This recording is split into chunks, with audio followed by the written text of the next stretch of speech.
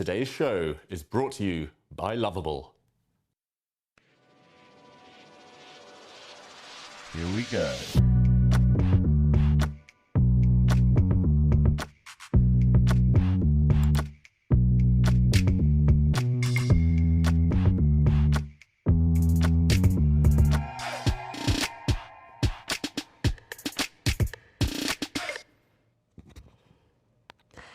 The world's best and brightest chess players are logging on from every corner of the globe, like they have done so many times before.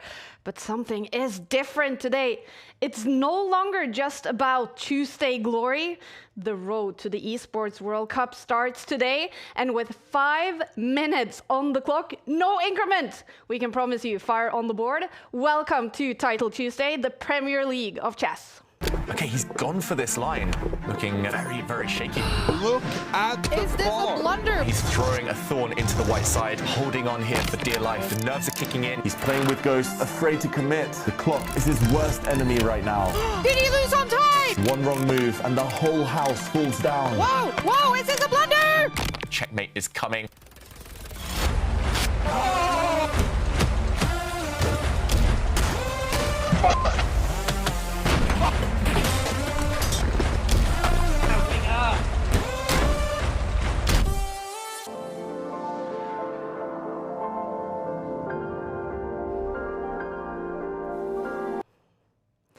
from the global arena straight into our brand new Take studio.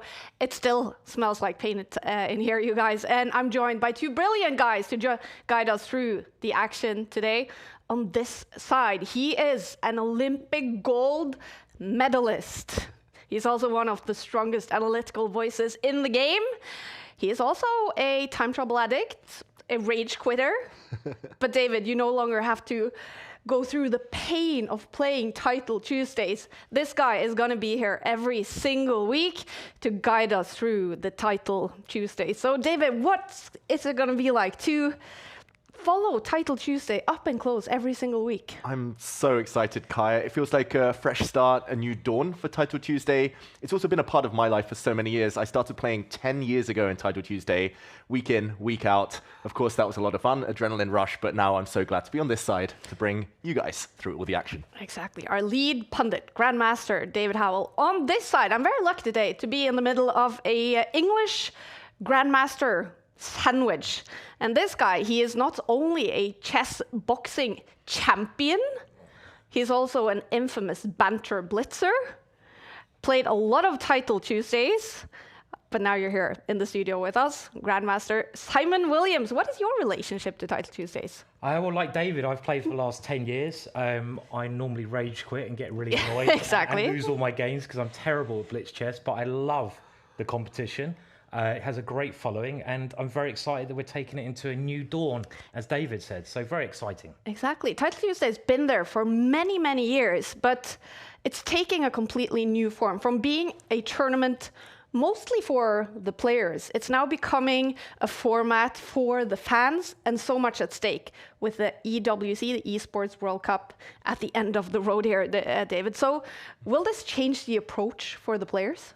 Quite possibly. It's always been seen as a very casual tournament, you know, people playing on trains, on planes. Yeah. And I think that's been part of the appeal. But ultimately, we've been listening to the chess players out there. We've been listening to the fans. There's been a lot of big developments in the chess world recently with the Esports World Cup and other events. So yeah, I'm hoping we give them now something that everyone enjoys. And if we make it more professional, if the players want to win that little bit much more, then that's no bad thing. Exactly. And let's talk about how the road to the Esports World Cup actually work. So there are 12 spots in total up for grabs. Top 3 players from the Speed Chess Championship and top 3 from the Chess.com Global Championship will each go directly to Riyadh. Then, every week in Title Tuesday, players can score points on the Champions Chess Tour standings. And at the end of the season, top 6 players in the Champions Chess Tour qualifies for the Esports World Cup. And David, does player really want to qualify for Esports World Cup? Is that important? They definitely do. First of all, it's nice to maintain the legacy of the Champions Chess Tour, but here we see Magnus Carlsen lifting that trophy in Riyadh just a few weeks ago. Not only the incredible, unprecedented prize money at stake, but also some honor for the players, making chess more of a sport, which is something close to our hearts. And yeah, I think just watching these images will inspire a whole new generation. Oh, definitely. Chess made its debut at the Esports World Cup this summer. Magnus Carlsen won it with a total prize fund of $1.5 million. And as a chess player, but also a chess fan watching chess at the esports stage, what was your take on that, Simon? I thought it was fantastic. I mean, this is the way chess is going now, you know, and other sports have shown that it's the way forwards. We're getting a big following. It was so exciting to watch. I mean, the emotions you saw there, hopefully we're going to see some of that today. I don't know if Magnus is going to, you know, break the table in there. I kind of hope he does a little bit. Fingers crossed. Yeah. We might have to get a new table tomorrow. I'm okay if we do. Yeah, it's going to be great fun. And what a thing to play for. I mean, the money is incredible. And anyone out there can qualify. Exactly. Which makes it so exciting. Yeah. Title Tuesday is more important than ever with the Esports World Cup at the end of the road. Let's take a look at what these Title Tuesdays will look like. They're now played across 3 splits: the autumn split, the winter split, and the spring split. And today we kick off game week 1 of the autumn split. Each split has 13 game weeks, and your top 8 results from each split will count on the Champions Chess Tour leaderboard. So consistency does matter. We start from scratch today. Any title player can still dream of grabbing one of those Esports World Cup spots. And is this, David, a format that opens up for some upsets? Definitely, and it's going to kind of give this platform to new players. Often it's been difficult for some players, especially in certain countries where maybe chess isn't so big, where there's not enough support for them. It gives them that chance to compete with the very best. Title Tuesday always has, and ultimately it makes everything feel a bit more like a sport. It's a proper league system now. It's new to all of us, of course, but it might sound complicated, but ultimately it's building towards something bigger and better. Exactly. And less than 10 minutes to go before it all starts. Have people started signing up? Have the players signed up yet? Let's find out. Whoa, we already have 120 players from 43 countries. Hikaru has signed up. I mean, he is the Title Tuesday star. Yeah, he has been for a long time. He won his first Title Tuesday nearly 11 years ago in one of the first events, back when it wasn't even weekly. And yeah, it's nice to see Hikaru playing. There have been some mixed messages from him recently on social media. But yeah, of course, the whole chess world wants to see him compete. Alexander Bortnik is currently the second seed, according to ratings out there. Very strong Ukrainian GM, David Navarra from the Czech Republic. Simon, some big names. Some massive names, yeah, and we know that Magnus is going to join that list. He's just I hope so. Well, yeah, he's got his own blooming room here, you know, so he doesn't turn up. He's always so late. He's nice and cool, is coming in the last minute, you know. But you cannot come in late in Title Tuesday, right? You cannot sign up if you're late. That's right. He'll be here. Don't worry, he'll be here. But yeah, some amazing names there, and as you can see, some of the lesser names that people might not have heard of, they got this chance to play the big guns. So it's going to be fascinating. Only 7 minutes to go.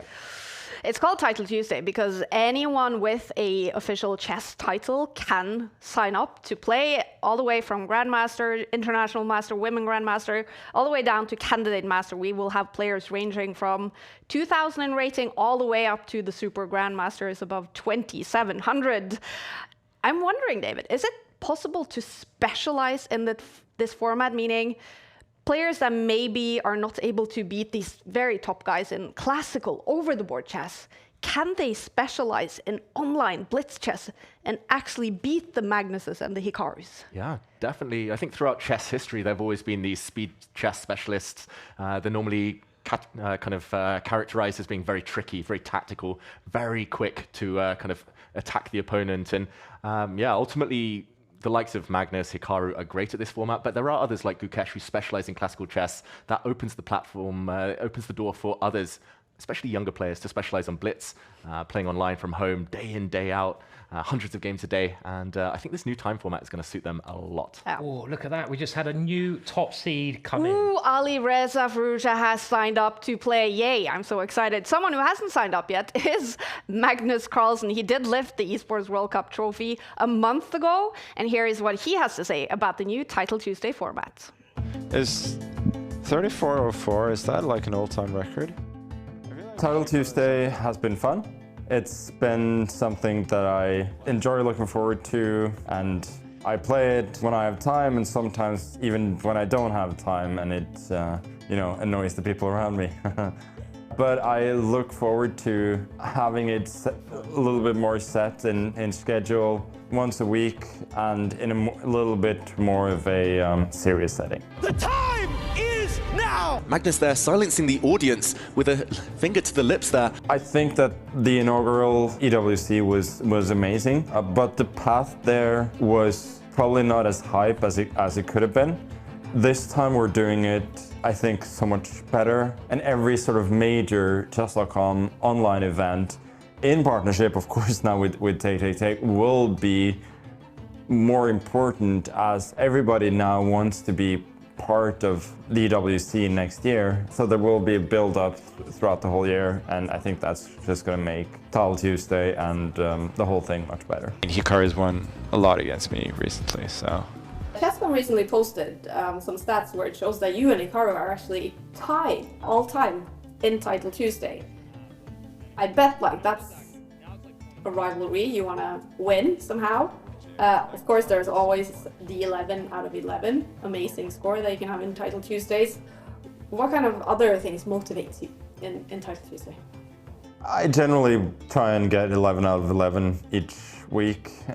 No, of course, Hikaru's done incredibly well there for years, not only in Title Tuesday, but also in the Speed Chess Championship, and the two last title matches that we have had there have been very close, and that's also reflected in the Title Tuesday score. Apart from that, I'll just do my best and try to win each week. It's not about the board, of course, it's more about the clock. I think no increment chess is perfect for online, and we saw that in the EWC. It added another layer of excitement, and I think it will here as well. The yellow dice. It will be a lot of the usuals that I will compete with. As always, I'll put Hikaru. Well, he's clearly the toughest one. Then Alreza second. Apart from that, it's very hard to say.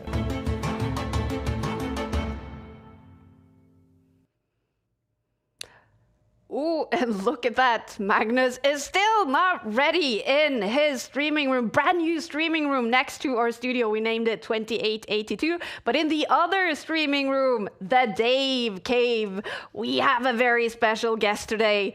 It's none other than the chess bra Erik Hansen, who will be streaming his Title Tuesday run from the Dave Cave today. What chances do you give Erik, Simon? He's got good chances. He's a great player. He's got loads of experience doing this. He's especially good at the quicker time limits. So if he goes down to under a minute, he's very quick with a mouse, and that's part of the skill in this competition. And I, for one, will be cheering him on.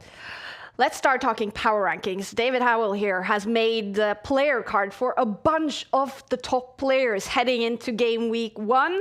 They're all based on their skills in online blitz, and you've chosen top 3 players to watch out for today, David. Who is it? Exactly. It's a new era, but I had to go back to 2 old favorites to start off the kind of highlighted players here. Magnus Carlsen, I've given him a 96 rating overall. This, of course, is based on many factors. He's a phenomenal player. He wins so many Title Tuesdays. He's so good at all-time formats, of course, EWC winner. No surprises, I think. Magnus is there. Next up, Hikaru Nakamura. I've given him slightly less, slightly lower there on 95. It was very hard to separate these two, though on paper, so many great games throughout the years in Title Tuesday and more to come. But the third player, I'm going to shout out Erik Hansen here in Oslo with us. Big friend of Take, of course. Nice to see him in the Dave Cave streaming an 82. It might look low. That's mainly because Erik hasn't been so active in recent months, in recent times. But there was a few years back there where he was competing with Hikaru in the likes of the Speed Chess Championships and the likes of Bullet matches. And Erik on his day can beat anyone. By the way, I have got some good news. Magnus, I saw he is here. Okay. So don't panic. He's here. Well, I'm panicking a little bit because he's in the house, but 28 seconds to go before it starts. He needs to... Okay. Yeah. We have Magnus Carlsen on the list. Yeah. Magnus Carlsen will play game week 1 of the autumn split. And here he is getting ready in his brand new streaming room. Erik looks comfortable. Erik is ready to play. Streaming, of course, has been a big part of Title Tuesday history, and it will continue to be a big part. This is the beauty of it, you guys. You can follow the point of view of your favorite player, or you can join us here in the broadcast where we have more of a bird's eye view. We're going to follow all the action, and as soon as we get the games up, the matchups for the first round, we will choose the first game to follow. And I think because Magnus just ran into his room, we see here, Magnus plays a player named Ozgan. Mm-hmm. There will be some weird pronunciations. We do not know all of these players. That's do you know? Speciality, weird pronunciations. I'll help out with that. Right. We will follow this game. And all right, you guys, it's starting. Title Tuesday, game week 1 in the autumn split. The brand new Title Tuesday, the Premier League of chess, is kicking off, and we're going to follow Magnus Carlsen in this very first round against a FIDE master. Here in the first round, let's see when the move's coming, and here we go. Okay, it's Norway versus Turkey, and it's a King's Gambit to start this one. Magnus has already given up a pawn. I'm going to pass the floor to Simon here, who's actually played this opening against me. Very ambitious stuff from Magnus Carlsen. I love it. And Black has played this horribly. Look at the king. The king's coming up the board, and Black is in serious trouble. And we did have a game of this, David, in the British Championships about 10 years ago or something, where it ended in draw, I think. But what a position. That's incredible Magnus memory. has. Well, I'm probably totally wrong now. I'm sorry. I just hope no one will fact check. But great position. Yeah, and this has already gone wrong for Magnus's FM opponent. The Turkish player, unfortunately, has had to move his king early. Wow. I think just making a bit of a mistake, allowing a check. And now the black king is all out on its own in the center, lacking development. Magnus wins back the pawn that is often given up in the king's gambit. This is one of the oldest, most romantic openings. There are games from the 18th, 19th centuries out there. And yeah, this is a dream for Magnus Carlsen. Yeah, well, he looks a little bit, so coming in very, very late here, still some technical stuff to set up. It says massively better on the bar after only a few moves for Magnus Carlsen. Even half focused. This is how good he is. Yeah, he could be doing anything. He could have a swim and he'd still be like, winning in this position. But it's a beautiful position. Look at White's pawns in the center of the board. Black's king. It's moved around. It's swapped places with the queen. I think that has a special name. Can't remember what it is at the moment. And all the Black's pieces are on the back row. And look at that. He's nearly winning the queen, David. Yeah, he's giving checks to the black king. He's trying to deflect away the black king from the protection of its queen. And Magnus eventually dodges that queen trade. But ultimately, it's looking very, very good for him. The white queen's trying to get in on the diagonal, teaming up with its dark squared bishop. Look at the black army. It's just fully asleep. I mean, I've seen some one-sided Title Tuesday games in my time, but this might be one of the most one-sided so far. And maybe just getting used to this new time format. His opponent, still a lot of time on the clock, nearly 4 minutes, but dead lost for black. All right, we should mention, you guys, that on the Take Discord channel, our community there has been able to vote for an opening that Magnus has to play at some point today. They voted for, what was it, G4? H4. H4. So at some point today, Magnus has agreed he has to play H4. That didn't happen in this game, but at some point we will see H4 from Magnus. And we're going to do the same thing next week. In our Discord community, there's going to be an opportunity to choose one of Magnus's openings for Title Tuesday. Sorry to interrupt. I can just see the black king coming all the way to G2 here after the knight comes out. That black king is just walking around in no man's land. And look at it come. This is a brilliant position. I think he moved the knight out next, David, maybe. Yeah, I mean, you can move the knight in any direction, really. And you're always lining up a check. The knight can come forward and give another check. And like you say, Simon, it's going to be driving the black king forward into no man's land. It's going to get checkmated. Magnus, he's probably looking for a picturesque finish. I don't think it's much of a question that Magnus is going to win this game, just because of how open the black king is. There we see the knight does come out as you predicted, Simon, and yeah, you can actually come this way with a check as well due to a pin against the black king on the 6th rank. Remember, they have 5 minutes on the clock, no increment whatsoever. There are a total of 11 rounds every single Tuesday. Oh, and we have Mr. Ozgan joining us on camera. Very nice. But he is in trouble against Magnus Carlsen, who is massively better in this game 1.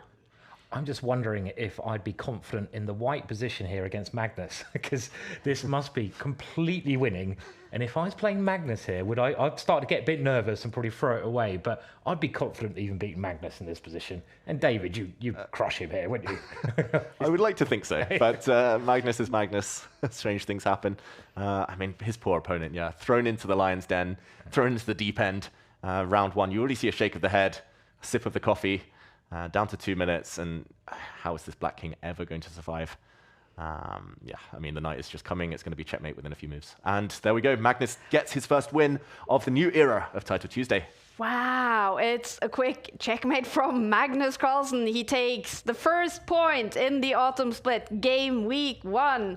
This is round 1, and Magnus Carlsen gets off to a fantastic start. 1 point, easy, no issues here for Magnus other than getting ready in time.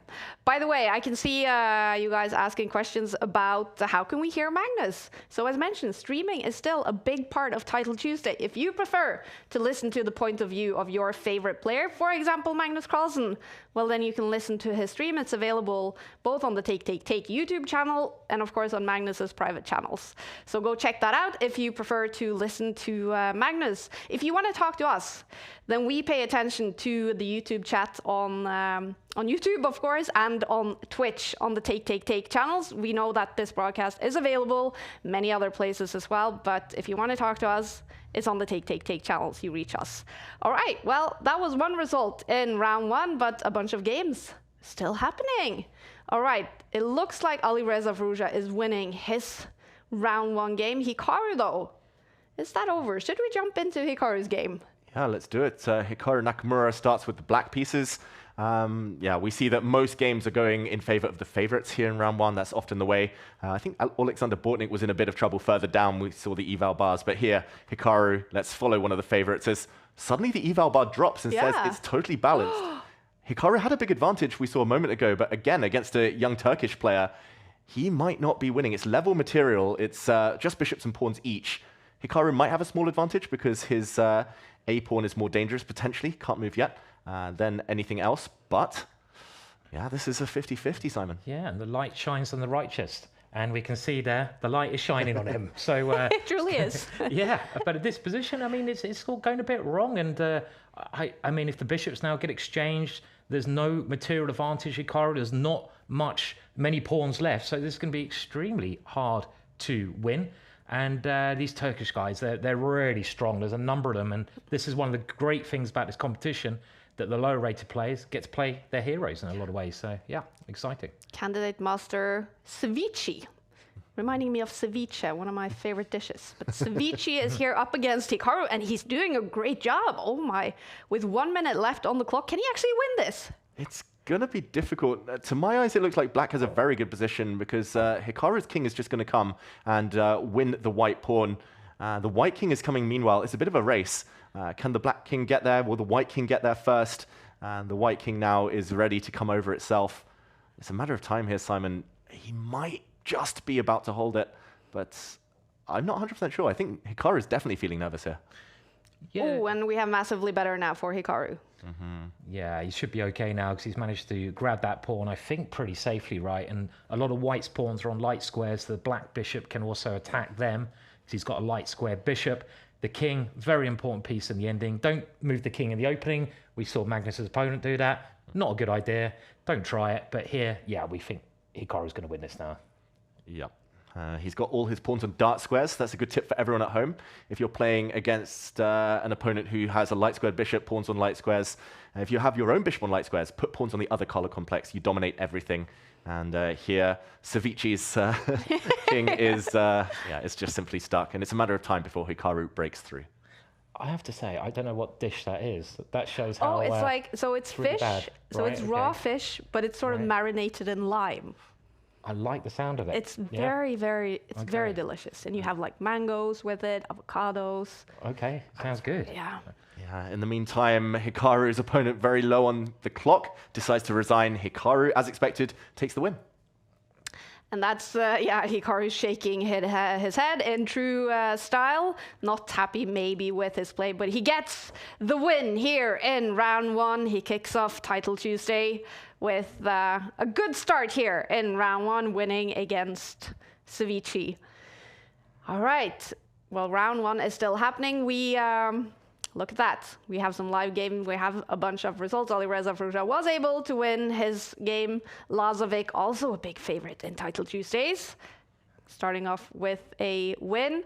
Still a lot of games going on. Let's remind you guys about the format each and every Tuesday, just so there's no confusion, because there is a completely new format. The time control now, it used to be 3 + 1 second increment. Now it's 5 + 0. There is no more increment in Title Tuesdays. So we will see a lot of fire on the board. Every Tuesday consists of 11 rounds. And it's all about those CCT points. Top 10 player each week scores points on the CCT leaderboard, the Champions Chess Tour leaderboard. First place gets those very crucial 10 points, second place 7 points, and so on. This is what they are fighting for. Of course, in addition to the Tuesday glory and some prize money every single week. Looks like the top games have finished, and it doesn't look like we have any big upsets. Can you guys notice anything? No, I mean, it looks to me like everything's gone pretty much according to plan there. I'm just wondering how Eric got on, because obviously we're cheering for him a bit here today. I think we're allowed to be a bit biased. Well, I am anyway. I don't know about you guys, but I'm going to be biased. I want Eric to do well. Agree. And the great thing of the tournament, it's a Swiss tournament, so it gets harder as the rounds go on. You play people on the same points as you. And the big change is the time limit, because it used to always be played with increment. But now it's no increment. So we're going to have, as you mentioned, a lot of flagging. And this kind of scares me. I'm glad I'm not playing, because I'm so slow and so old with the mouse. Do you want to know a heartbreaking story? Oh, no. No. Eric drew his game. He was one move away from delivering checkmate. He had a queen, a rook, a bishop, and a pawn. His opponent only had a king, but Eric ran out of time, got flagged, no. and it's a draw. His opponent didn't have enough legal material to give a checkmate himself, so Eric doesn't lose. But the new time format already kicking in. Exactly. Okay. Well, Eric Hansen needs to strike back, but round 2 is already started. Oh my God, we love Title Tuesday. It's so fast. Magnus Carlsen is streaming from his room. Round 2 has started. Eric Hansen is back, and he is streaming on the Chess Bra channel, you guys. Which game should we jump into? I didn't even see the pairings there. Did you see any big ones? Yeah. Of course, this is a Swiss system, meaning what kind of pairings are we seeing then for round 2? We're still seeing mostly the top grandmasters against FMs, IMs. There are a couple of grandmaster kind of versus grandmaster clashes sneaking in there towards the middle phase, the middle seeds. But let's stick with Magnus for now. He's promised to play some interesting openings. Yeah. He often rolls the dice. It's something he's famous for on Title Tuesday. This one is more solid. This is a hedgehog setup for black. That's characterized by the fact that black's pawns are mostly still on the 6th rank. It's a hedgehog. You curl up into a ball. Often it's a bit prickly if your opponent steps too far forward. They could find their hands getting bitten. But for Magnus, this is, I'm going to say, one of his A-list openings, showing how much he wants it. Early days, though, of course. Yeah, it's quite interesting. I'm just keeping an eye on Hikaru's game, and Hikaru's done a pretty similar opening, and he's also done this weird queen maneuver. You can see Magnus's queen is sort of heading to the left-hand side, and Hikaru's put his queen on the left-hand side. The computer really doesn't like Magnus's position here. It loves having that extra space. So White, so far, doing a pretty good job. Yeah, and Magnus has taken some bad beats in this type of position. He lost a very famous game in Qatar. I call it Watchgate, where there was some drama about his opponent wearing a watch, but it was in a very similar opening. And look at this. The black piece is having to go back now. There's one weak pawn that could be grabbed. Simon, do you think it's worth saving the bishop, or should his opponent get greedy? He answers there for us.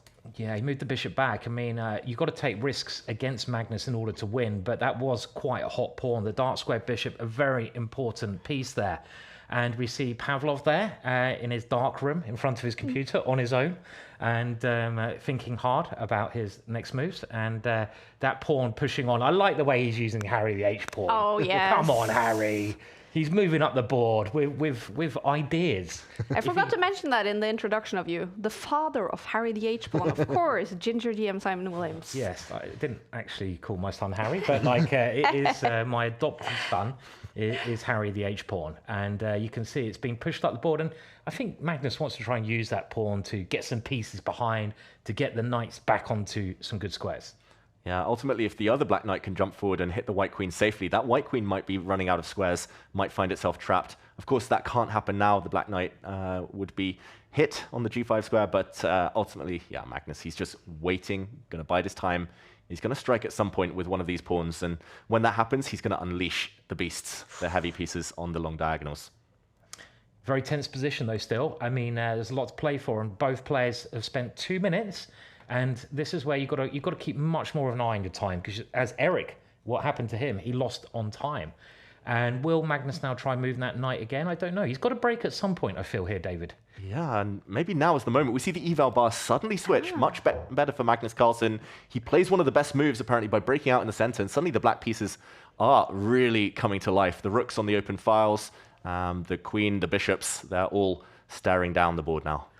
Oh, and look at the evaluation bar. The bishop comes in, and it is pinning the 2 rooks there. And that means White will now lose some serious material. And a smile on Magnus's face there. Yeah. Big smile that reflects how happy he is. We see him talking. Of course, it's always weird to see a mouth move and not hear the voice. Remember Magnus streaming, and very happily so. He's winning the exchange by force. That was the whole reason for the eval bar switching. And Simon, hard to resist now. Yeah, I mean, that's why they called it the hedgehog. It's very prickly. It curls up into a ball, and if you touch it, you might get hurt. And at some point, the hedgehog can jump into life, and his prickles, is that a word? I don't know, it is now. I like his it. prickles come out and they attack, and Magnus's prickles have come out. And I better be careful I just say prickles. Okay, on. Prickly guy. David. Yeah, Magnus's prickles, it's a new word. Exactly.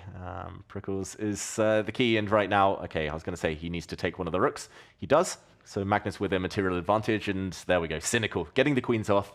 That should destroy the last of his opponent's hopes to make a comeback in this game. Yeah, it's a very nice move. When you're material up, it's a good idea. And Magnus, let's remember now, has the extra rook effectively, and they're both on nice open lines. You want to swap material off. You take away a lot of your opponent's chances, and you just try to simplify the position. So the only way Magnus will not win this game is by doing quite a huge blunder, and we rarely see that with Magnus. Mm-hmm. Looking very composed. He is.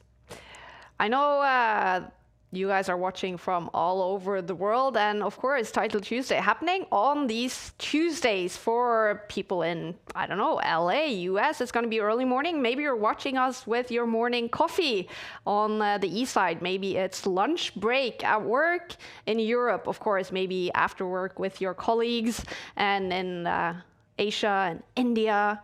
Well, it's late night. It's prime time for you guys. But wherever you are watching this from, please join us in chat. Let us know how you are following Title Tuesday. We hope this will become a regular thing for you guys to join us following and watching Title Tuesday, the best players in the world, every single Tuesday fighting for Tuesday glory, but also fighting to qualify for the Esports World Cup. This is the Premier League of chess, and Magnus Carlsen has gotten off to a good start. Massively better on the bar.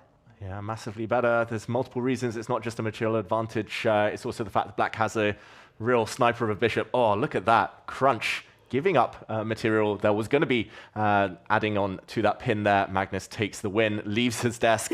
Still had 2.5 minutes, half his time left when that game ended. That is great advertisement for that secret lab chair, how it's just spun around. Magnus takes the win. He's on 2 points, same as Lazovic, Sorana, and Andrejkin. All players we're used to seeing up there. Hikaru Nakamura is still playing his round 2 game.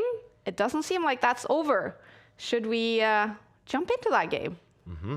Let's jump into Hikaru, because that one's still very much alive.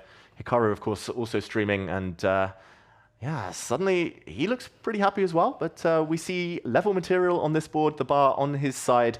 1 minute up on the clock, though. That could be the decisive factor, Simon. Definitely. I mean, Hikaru is one of the fastest players in the world. I mean, he's probably the quickest calculator that I've seen.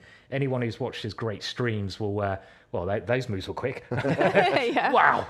Will realize just how unbelievably quick he is at working out variations. It's mind-blowing. But he's playing another Grandmaster here, so that's tough. And the big question here is, can Hikaru move that rook in? He has, and he's won the queen, and now he's winning another piece. That's the end. Yeah. And that is the end. Playing a Grandmaster here, Matinian in round 2. It is another win for one of the big favorites, Hikaru Nakamura. Good start for him. And look at that. We have several players joining us. Alireza Frouja. I'm wondering if he's playing from Samarkand, if he has already arrived in Samarkand, where the Grand Swiss, a huge tournament with so much at stake, so many players. Alireza, one of them, hoping to qualify for the candidates tournament, and that starts in 2 days. So I bet a lot of the players will actually be there playing Title Tuesday from their hotel rooms. Yeah, it's a pity we don't see the likes of Anish Giri, who was actually born on a Tuesday, competing this week in Title Tuesday, because he's traveling. He's on the way to Uzbekistan, starting in less than 48 hours. But the likes of Vincent Keimer, who's here with us, they're competing. I think they're already out there. And we see Vincent's drop to draw, one of the highest seeds to drop points in that round. And yeah, a lot of the top players in the world, they multitask. They're busy folk. And we also saw Denis Lazovic, who is on 2 points, beat, that must be Eric Rosen, the top streamer, who lost to Denis Lazovic here in round 2. Still a bunch of games happening. Magzudlu just got a win in his round 2 game. Esipenko is playing. We are seeing the top seeds here with their games. Alireza Firouzja still playing, but it looks like he is going to win here in round 3. Have you been impressed so far by the level of the games we've seen, Simon? It always impresses me because I play in this competition most Tuesdays, and it always scares me because I'm like, how are these guys so good? And like, they're all just so sharp. There's so many young players coming through, and the top players, they just don't make mistakes anymore, even at this quicker time limit. We can see there's a slight, I suppose, shock there. Kamer only drew, and he is one of the top seeds. So, you know, he's dropped half a point. That could be very important.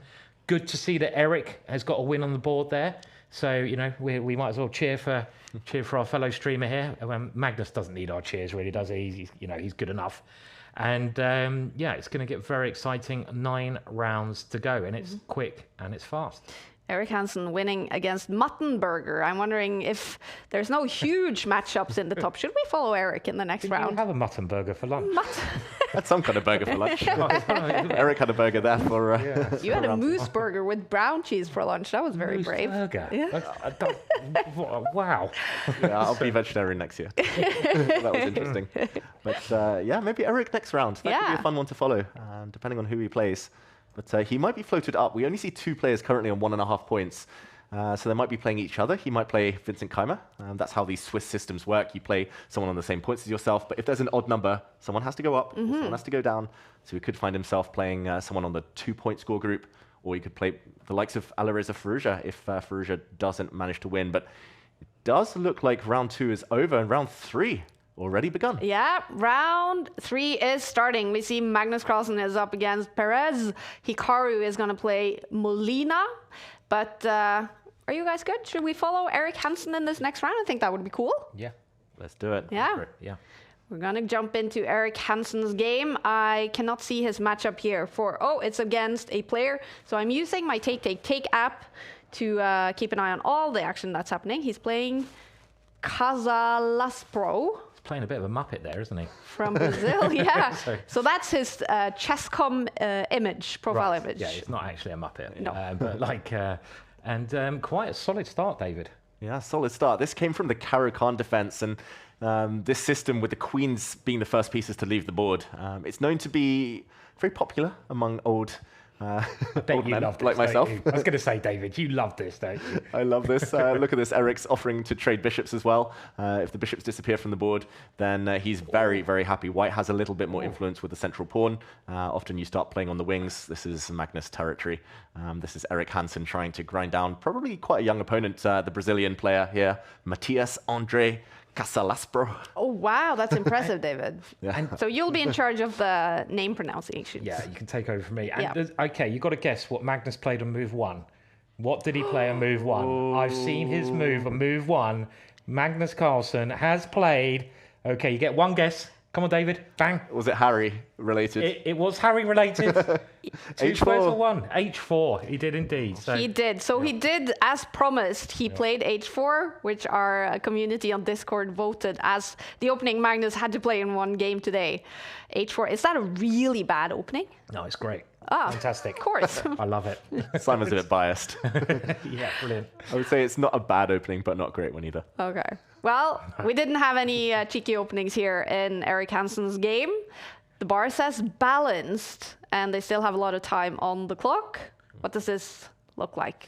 Yeah, ultimately, it is roughly level. The eval bar now says slightly better for white, although kind of changing its mind, because at some point, white can start kicking away the black knight from the center. White has a bit more flexibility there. The bishop could come out, hit a loose pawn, as it has just done.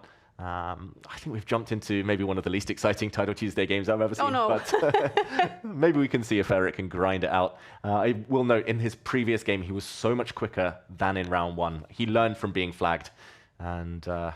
A bit of adjusting, isn't it, to do? And I mean, Eric, I didn't realize this, but I played him in the World Blitz sort of team championships recently, and I didn't realize how positional he is. I always assumed Eric was a hacker for some reason, but he's a really positional player, actually, isn't he? Very positional, Eric Hansen. I think when he was a bit younger, he was a bit more aggressive. You know, he felt that kind of itch to create action all the time. But now he's in his 30s, Eric Hansen, like some of us here. His opponent's definitely not in his 30s. Look at Casalaspera there, very young, aspiring FM. I love how we're sort of just jumping into his bedroom. I mean, he could just look after himself well. You know, could be 30. I don't know. Like he could have a beard. It's a lot of medals. He must have needed some time to win them all. Yeah. Eric's opponent there in the background. I love it. Chessboard as well on the wall. Chessboard on the desk. He looks like a proper pro. Oh. Yeah, I mean, he is definitely young, and this is. I like his last move. This seems like a clever move from Black, because otherwise Black was in danger of, like you said, David, getting pushed back. But he's trying to come forwards. He's trying to take the initiative. That Black Knight, I don't know how secure the Black Knight is, because the White Rook might attack it, force it to go away. But at the moment, the Black Knight's a little bit annoying for White here. It just depends if you can follow this up with some active play. Yeah, the White Rook is coming. Eric probably liking his chances here. Guess how old his opponent is? I've just done some research quickly. Ooh, 15.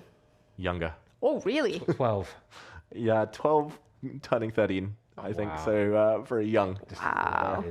Nearly a third of Eric's age. I think that's the depressing thing for me and you, Simon, these days playing Title Tuesday.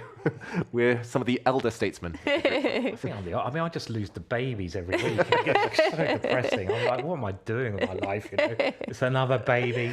It's a good thing I can't see them, because if I could see them, I'll just give up and go down the pub. I think it's like I'm just sick of losing the babies now.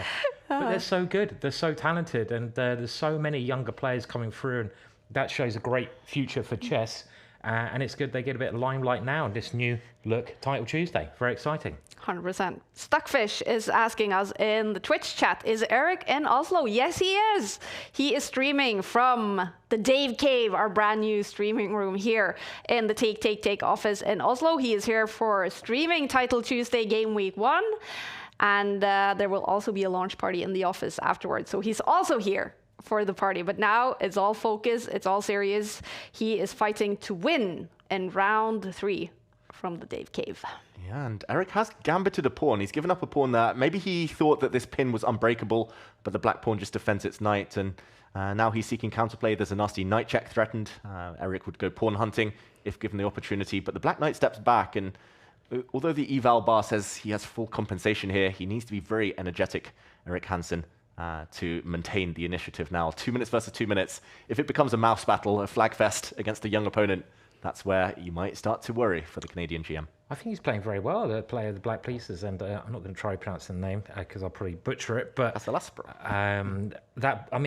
Eric would like to do is come in with a knight and take that pawn, but he can't, can he, David? Because he walked into a pin, and Black is a pawn up. So this is very unclear. Look at your valuation bar now. Oh no! Yeah. What's happening for Eric? Yeah, the black rook in the corner is attacked, but ultimately it will just move out the way, and there we go. No more checks. He's actually blocked his own d-file, so now Eric cannot land a check. Or, okay, after that trade of rooks, maybe he will land a check, but it's not going to be so effective. His bishop is hit. And yeah, right now Eric is a pawn down, so the stakes are a bit higher for him. 30 seconds down on the clock as well. Well, it looked that way a moment ago. But either way, okay. Very interesting endgame.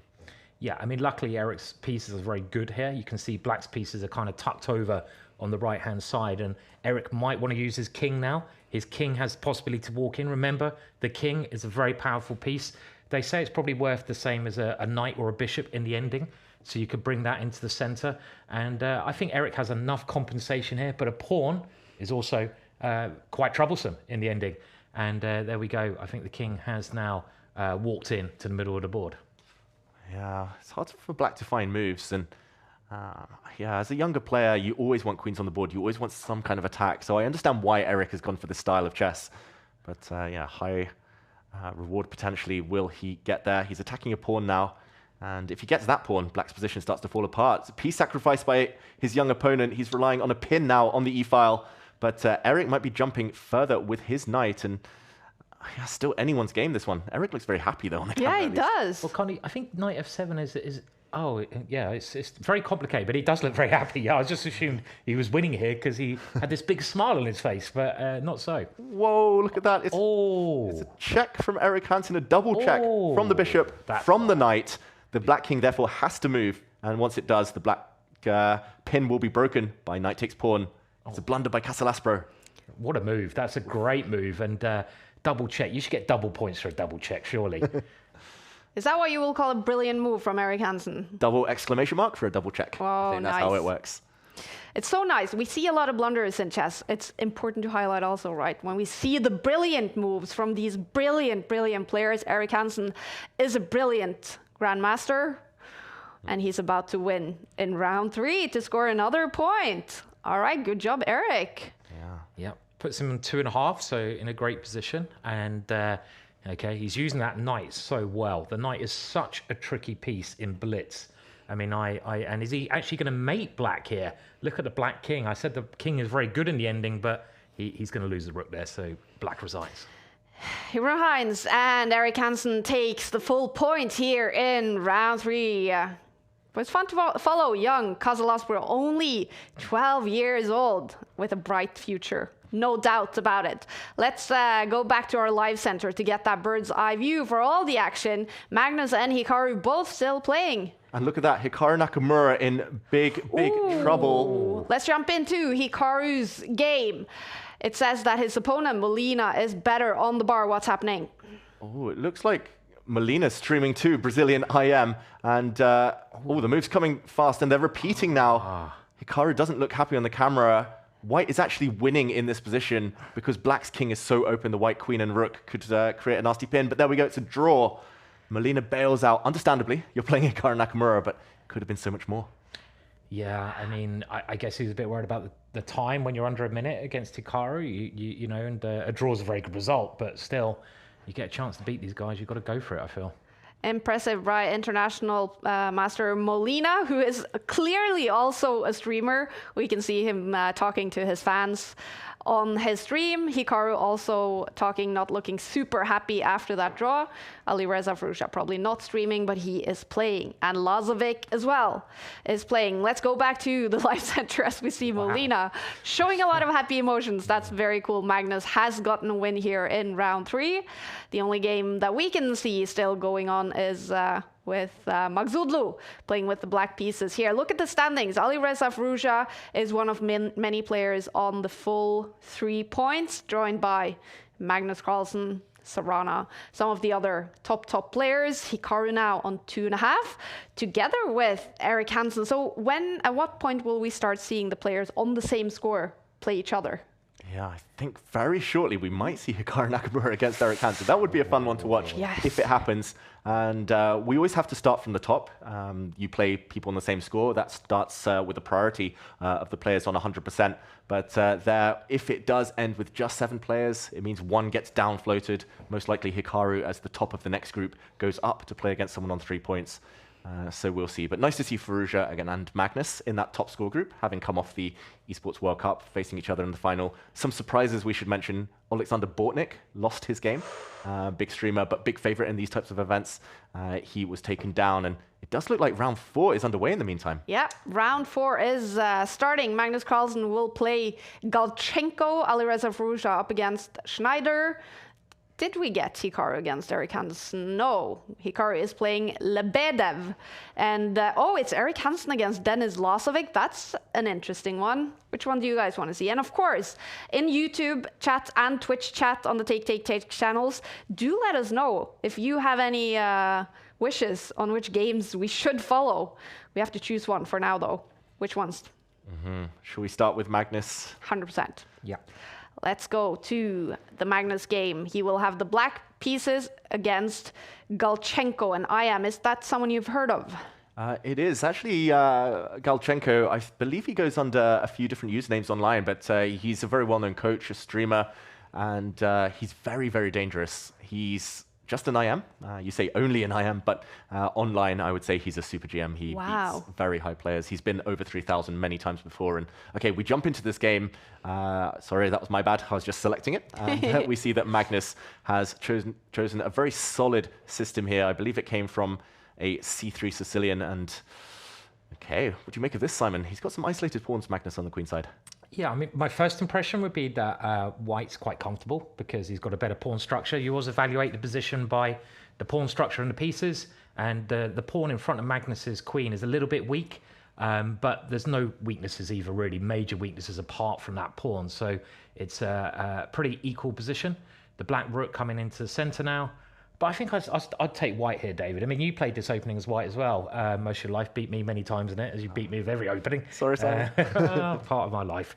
Getting beaten by you, David. And would you like this position as White? Yeah, I would take it. I mean, there's not many positions I would happily take against Magnus Carlsen, but here it does look like White has nice central control. We always talk about just placing your pieces in the center. The White rooks are nicely poised here in case any action happens. The queen and the bishops as well, especially this bishop, I'm going to say, on the diagonal. Nicely setting up some potential tactics. But yeah, Magnus has full control for now. He's going for this kind of hedgehog-esque strategy again. He's kind of placing his pawns very modestly. They look a bit weak, but they could spring forward at any moment. So I'm going to say, yeah, Magnus has probably got enough control to not be too unhappy, but White objectively with a small advantage. Yeah, I mean, obviously I'd start pushing the H-pawn if I was White here without thinking. And if you look at the pieces, I mean, I mentioned that the pawn in front of Magnus's queen is a little bit weak, but also the bishop behind Magnus's queen is the only undeveloped, we call it minor piece, a knight or a bishop, and it's trapped in there, and it can't come the other way because that pawn is quite weak. Another one, actually, in front of the White's queen. So there seem to be some problems with Magnus's position here, and hence why he's decided to play this risky position, but this risky move. But this is very risky, opening that bishop, right? Wow, super risky. And Magnus is relying on some tactics, but I mean, what happens if White plays like rook takes knight here? Yeah. And I guess there's going to be some tricks where Black ends up taking a bishop, but it's definitely a pawn sacrifice by Magnus Carlsen. White is ganging up on Black's knight 3 times. It's only defended twice, but he's hoping to get maybe the bishop pair in return. And the eval bar approves. It says White is only slightly better still. So Magnus Carlsen, a bit desperate there, but interesting attempt. This is probably the most kind of in trouble he's been so far today. 100%. And White is building up, trying to double his rooks on the open file. But this is a sign of a great player, right? He knows he's in trouble, so he does a risky move. He sacrifices a pawn. He knows when to change sort of the tempo of the game. And at least now he's got his bishop out. He's attacking the queen. And he's kind of just about okay here, but I'd still rather be White. Yeah, definitely still rather the White position here. The White queen has to move, though. Does she slide across? Does she slide back? She retreats. Magnus might feel, though, that he's kind of over the worst. But yeah, Galchenko is so tricky. I've played him many times. I think he's flagged me half of the games we've played in. So he's very quick. So Magnus definitely can't get too low on the clock. Yeah, definitely can't blunder either here because it's that type of position where one slip could cost you. When do you start stressing with 5 minutes on the clock? Me, after 1 second. Yeah. I'm like, oh my God, I'm going to lose on time.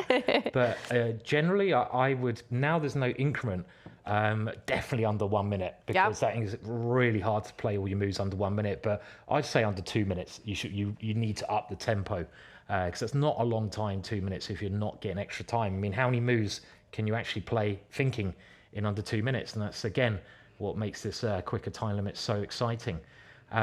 So White now retreating. Still like White because of his control of the open file. There is a threat here, right, David? He can push the pawn to where that bishop was. If it is White's move, he'd attack that knight with the pawn, and that would win a piece. So Magnus still fighting hard, and that's a crafty move there. Oof, crafty move, hitting White from an angle he might not have expected. And the problem is if you slide your rook up as well, you continue getting hit. This White queen has been doing some dancing, but she's not really comfortable in the center of the board right now. That's a really nice move from Magnus. I must admit, like, it feels like things have been turning a bit, and that's not a happy move to play. The White bishop now can't get past its rook, but maybe it was a necessary one. Galchenko still surviving in this game and still maintaining a small advantage according to the eval bar. So it's going to be interesting how Magnus deals with it. Yes, but as you say, David, White's pieces are getting forced backwards, right? So White is losing that advantage, and the rook has found a worse square, and Magnus's pieces are creeping forward somewhat. That last move attacking the queen again. A bit surprised Valuation Bar still likes White's position, to be honest, because that queen, where's it going to go now? It has to find a square somewhere. Does it go left? Does it go right? Does it go back? Shouldn't go forwards. That's the only thing I can work out. But it's got a lot of choices. But look at the time as well. He's getting down to he's under 2 minutes, and Galchenko coming to under 1 minute as well. This could play a very important factor. Yeah, he goes to the east, I was going to say, not the west or south. He goes to the right of the board there. And, okay, the white queen a bit offside, could get trapped, could get hit by some pawns a bit later, maybe. Magnus, in the meantime, yeah, he's creating the threats. And Magnus, despite the fact he's streaming, he's always been one of the quicker players. And that's why he said this change in format, he wasn't against it, 5+0. That's why the Esports World Cup with no increment, he was comfortably the best player there. He was ahead of Faruja on the clock every single game. Magnus, he just trusts his instincts and he knows how to play with momentum. Yeah. Meanwhile, for Galchenko, it is more dramatic. Okay, he got some more time on the clock here. It is lagging a little bit. It is the first time with this time control. Of course, they are playing on Chesscom. Title Tuesday is a big Chesscom tournament, and it still is. We are super happy to partner with Chesscom for Title Tuesday. And Galchenko is ticking down on the clock, definitely. Will he be able to save this? It says slightly better on the bar, could even win it with the time he has. Yeah, with the time it's going to be difficult, but I'm more concerned about the white queen on the edge of the board here. She's lacking squares, and I could easily see her getting trapped in the near future. Maybe this is even a threat. The pawn to step forward, and if the white queen retreats, then the black knight can come back and hit her on g3. So dangerous times for Galchenko. He creates an escape path for the white queen to run away, but yeah, I'm going to say very difficult with the clock situation. Yeah, I wouldn't trust the clocks too much. I think they're moving very quickly because he's sort of bouncing from 0 to 1 minute. But I think they're very equal on time. Just have a look elsewhere. It does seem now Magnus has just over a minute and White has sort of 30 seconds. But now Magnus has taken a bit of a material advantage there. It's much better to have 2 minor pieces. So in this case, a bishop and a knight for a rook. They work much better together. So I think materialistically now Magnus will be very happy, and his position doesn't seem to be in any danger at all either. Yep. So it's looking good. Looking very good, and the clocks are wrong here. Black hasn't won on time yet, despite the white clock going red and showing 0. Still game on, but Galchenko does need to get his skates on and create some counterplay before the black knight gets in. I'm expecting Magnus to centralize there, and it's looking very good for black on the board, but it's all about the clock, of course.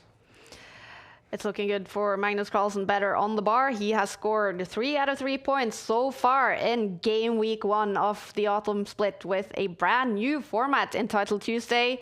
We now call it the Premier League of Chess. And Magnus Carlsen is on fire today, playing, of course, we should mention, with his Liquid shirt. He is still a part of Team Liquid, which he played for during the Esports World Cup and won the chess title for them. A proud member of Team Liquid. Yeah. And this is one way. I mean, Magnus, I think, still doing well here. Still pushing on both sides of the board. And this is one way, as you mentioned, that you can qualify for this esports amazing competition with big prize money by doing well online at this competition. And the video, well, Magnus seems pretty relaxed there as well. His position doing very well. Centralizes pieces. The black rook can come swinging down. And he has his pawn majority, and now he's going directly for White's king. That also attacks White's rook. If the white rook moves, he comes in and checks the king. So I think he's going to win this game now. Yeah. Looks like it on Magnus's body language. He is confident to win this game. Of course, we apologize that the clocks are bugging here. It looks like they're working in the take app. Of course, you can follow all the players, your favorite player, whoever that is, in the take app.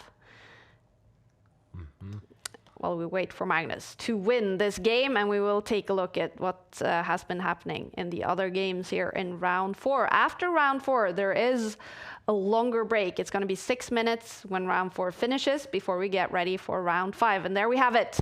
Magnus Carlsen takes the 3rd win in a row. He will be on 3 points, beating international master Galchenko here. And look at that. Magnus is chill, happy. Of course, you can watch Magnus's point of view stream as well, where he will be talking directly to you guys. And I just want to point out, if we look towards the bottom half of the results there on the left, Hikaru Nakamura with the black pieces has lost to Lebedev, a player I'm not so familiar with, I must admit. But that is a huge shock. Hikaru not starting this week's Title Tuesday very well at all. And of course, dropping a draw from a lost position in the previous round, losing in this one. Eric going down in the meantime to young Denis Lazovic. It's been a tough round for some of the favorites. It really has. Hikaru Nakamura losing in round 3. That does not happen very often in Title Tuesday. He's going to be a little bit upset, and he's going to be very eager to come back with a win in round 5. I think I've been saying 3 points for Magnus. Of course, it's now 4 points with that win in round 4. So we have still quite a few players on the perfect score. 4 out of 4. Alireza Firouzja is also up there. Magnus has named him as one of his 2 biggest opponents in Title Tuesday, Hikaru and Alireza Firouzja, but Hikaru is struggling, losing here in round 4. Still a bunch of games still happening. Minle is still playing. Sarana is still playing. Any other upsets here? No, but the fields start to thin out a little bit. I mean, that's what you'll get as the tournament goes on. It's 11 rounds, and we're kind of a third of the way through the tournament now. And you can see there's only 8 players on maximum, so we're going to get, you know, some even bigger pair-ups. Dominguez, I don't know if we've mentioned him, but I think he was ex-World Blitz champion, was he? He's an incredibly strong player from America. Tang is famous for being the quickest draw on the chessboard. Really? He plays a form of chess, I think it's called Hyper Suicide Bullet. I've made up the suicide, but it's Hyper Bullet, where I think both players have, is it 30 seconds or less, 10 seconds each to do the whole game? It's ridiculous. Who moves the mouse the quickest, right? Yeah. I wouldn't win that one. Definitely not. Definitely the fastest hands in the West, Andrew Tang. Oh, I like it. The Penguin GM, as he's been known online for years. He's been a bit of a legend, but yeah, he plays 15-second chess very regularly. 15 seconds. 15 seconds, and he can complete a game in 5 seconds. He can mate you easily, and I've lost to him many times as well. How quick are your wrists, David? Despite the practice over the years, very slow, unfortunately. Can't compete with Andrew Tang. And yeah, nice to mention Dmitry Andreikin, we see at the top of the standings, joint on 4 out of 4, former candidate. Lenia Dominguez, of course, you mentioned, and yeah, Magnus, Andrew Tang, Alireza Firouzja still up there. It's going to be a bit of a scramble in the next round. And of course, Lebedev is up there, winning his game against Hikaru Nakamura. Simon, what is your biggest win in Title Tuesday? Which one are you the most proud of? I was going to say beating David, but I've only lost to him, so it's not beating David. I don't know. I started a couple of times with 5 out of 5, I think, like twice. And then I lost to Grizchuk. So I've beaten some decent players, but I've never played Magnus as far as I can remember. But I blank out all my losses, and there's many of them, so I can't remember. I mean, David has won this competition before, though. I mean, I've been playing for 10 years, and I think maybe I've come top 10 once. But winning this competition, it is the elite of the elite. As you say, the Premier League of chess, and it's getting revamped now. So it's going to be very exciting every Tuesday from now on. But David, you've won it, right? Yeah. And Twice. The first time was joint first with like 5 other players, I think back in 2016, so a long, long time ago. I was a bit of a chicken there. I was like leading, and then I just like drew all my last few games just to try and cement it. The last time was in January 2022, but I don't think Hikaru was there. Magnus wasn't there. Firouzja wasn't there. I didn't play anyone above my rating, so I was a bit lucky. I lost early and kind of went on an easier run. But that's very humble, you say. You should never admit to these things. You should be I like, won it when Magnus and Hikaru they were somewhere. So yeah, but I mean, winning this is incredibly hard. Anyone who can win this competition is clearly a bit of a legend. You know, even coming in the top 20.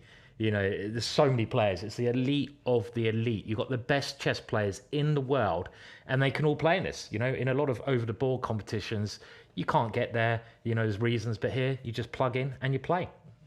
Yeah, look at that. It looks like round 4 is now finished, or just 2 games still, 2 results still incoming, and 12 players on 4 out of 4. We got some surprise wins, some very young players. I must admit, like every Title Tuesday, I always learn of someone new. And then like 6 months later, they always turn out to be like 12 years old, super talent. But Bukreyev at the top there, first time I've heard of him. Klukin, I think I have seen, but Yeah, very young, very dangerous player. And drawing down in 12th. I've never He heard hasn't of been drawing any games. He's been winning them all. David. Good to hear those those words coming back. Yeah, but I mean, it's crazy how many of the names we haven't heard of. I mean, like, I haven't heard of half the players I play, half the players that do well, and it's a great way for those younger players to appear on the scene and show their worth. On top of the standing now is, Stanislav Bukarev. He is born in 2010, meaning he is only 15 or 15 years old. And of course, these standings go by tie breaks. There are, of course, tie breaks based on the rating of your opponents? It's actually on the scores of all of your previous opponents added up. So it's like sum of opponent scores. So Magnus has played 4 opponents. His tiebreak will depend on how well they've done. So ultimately, it's kind of rewarding the player who's taken on the more informed field. And remember, only the top 10 players on the final standings will receive points towards the Champions Chess Tour standings. And as we know, the top 6 players on the Champions Chess Tour standings at the end of the season, after 3 splits of Title Tuesday, will qualify for next year's Esports World Cup. Well, round 4 is over, and there will now be a little bit of a break before round 5. I think we had some games, actually. I think they might be coming in soon.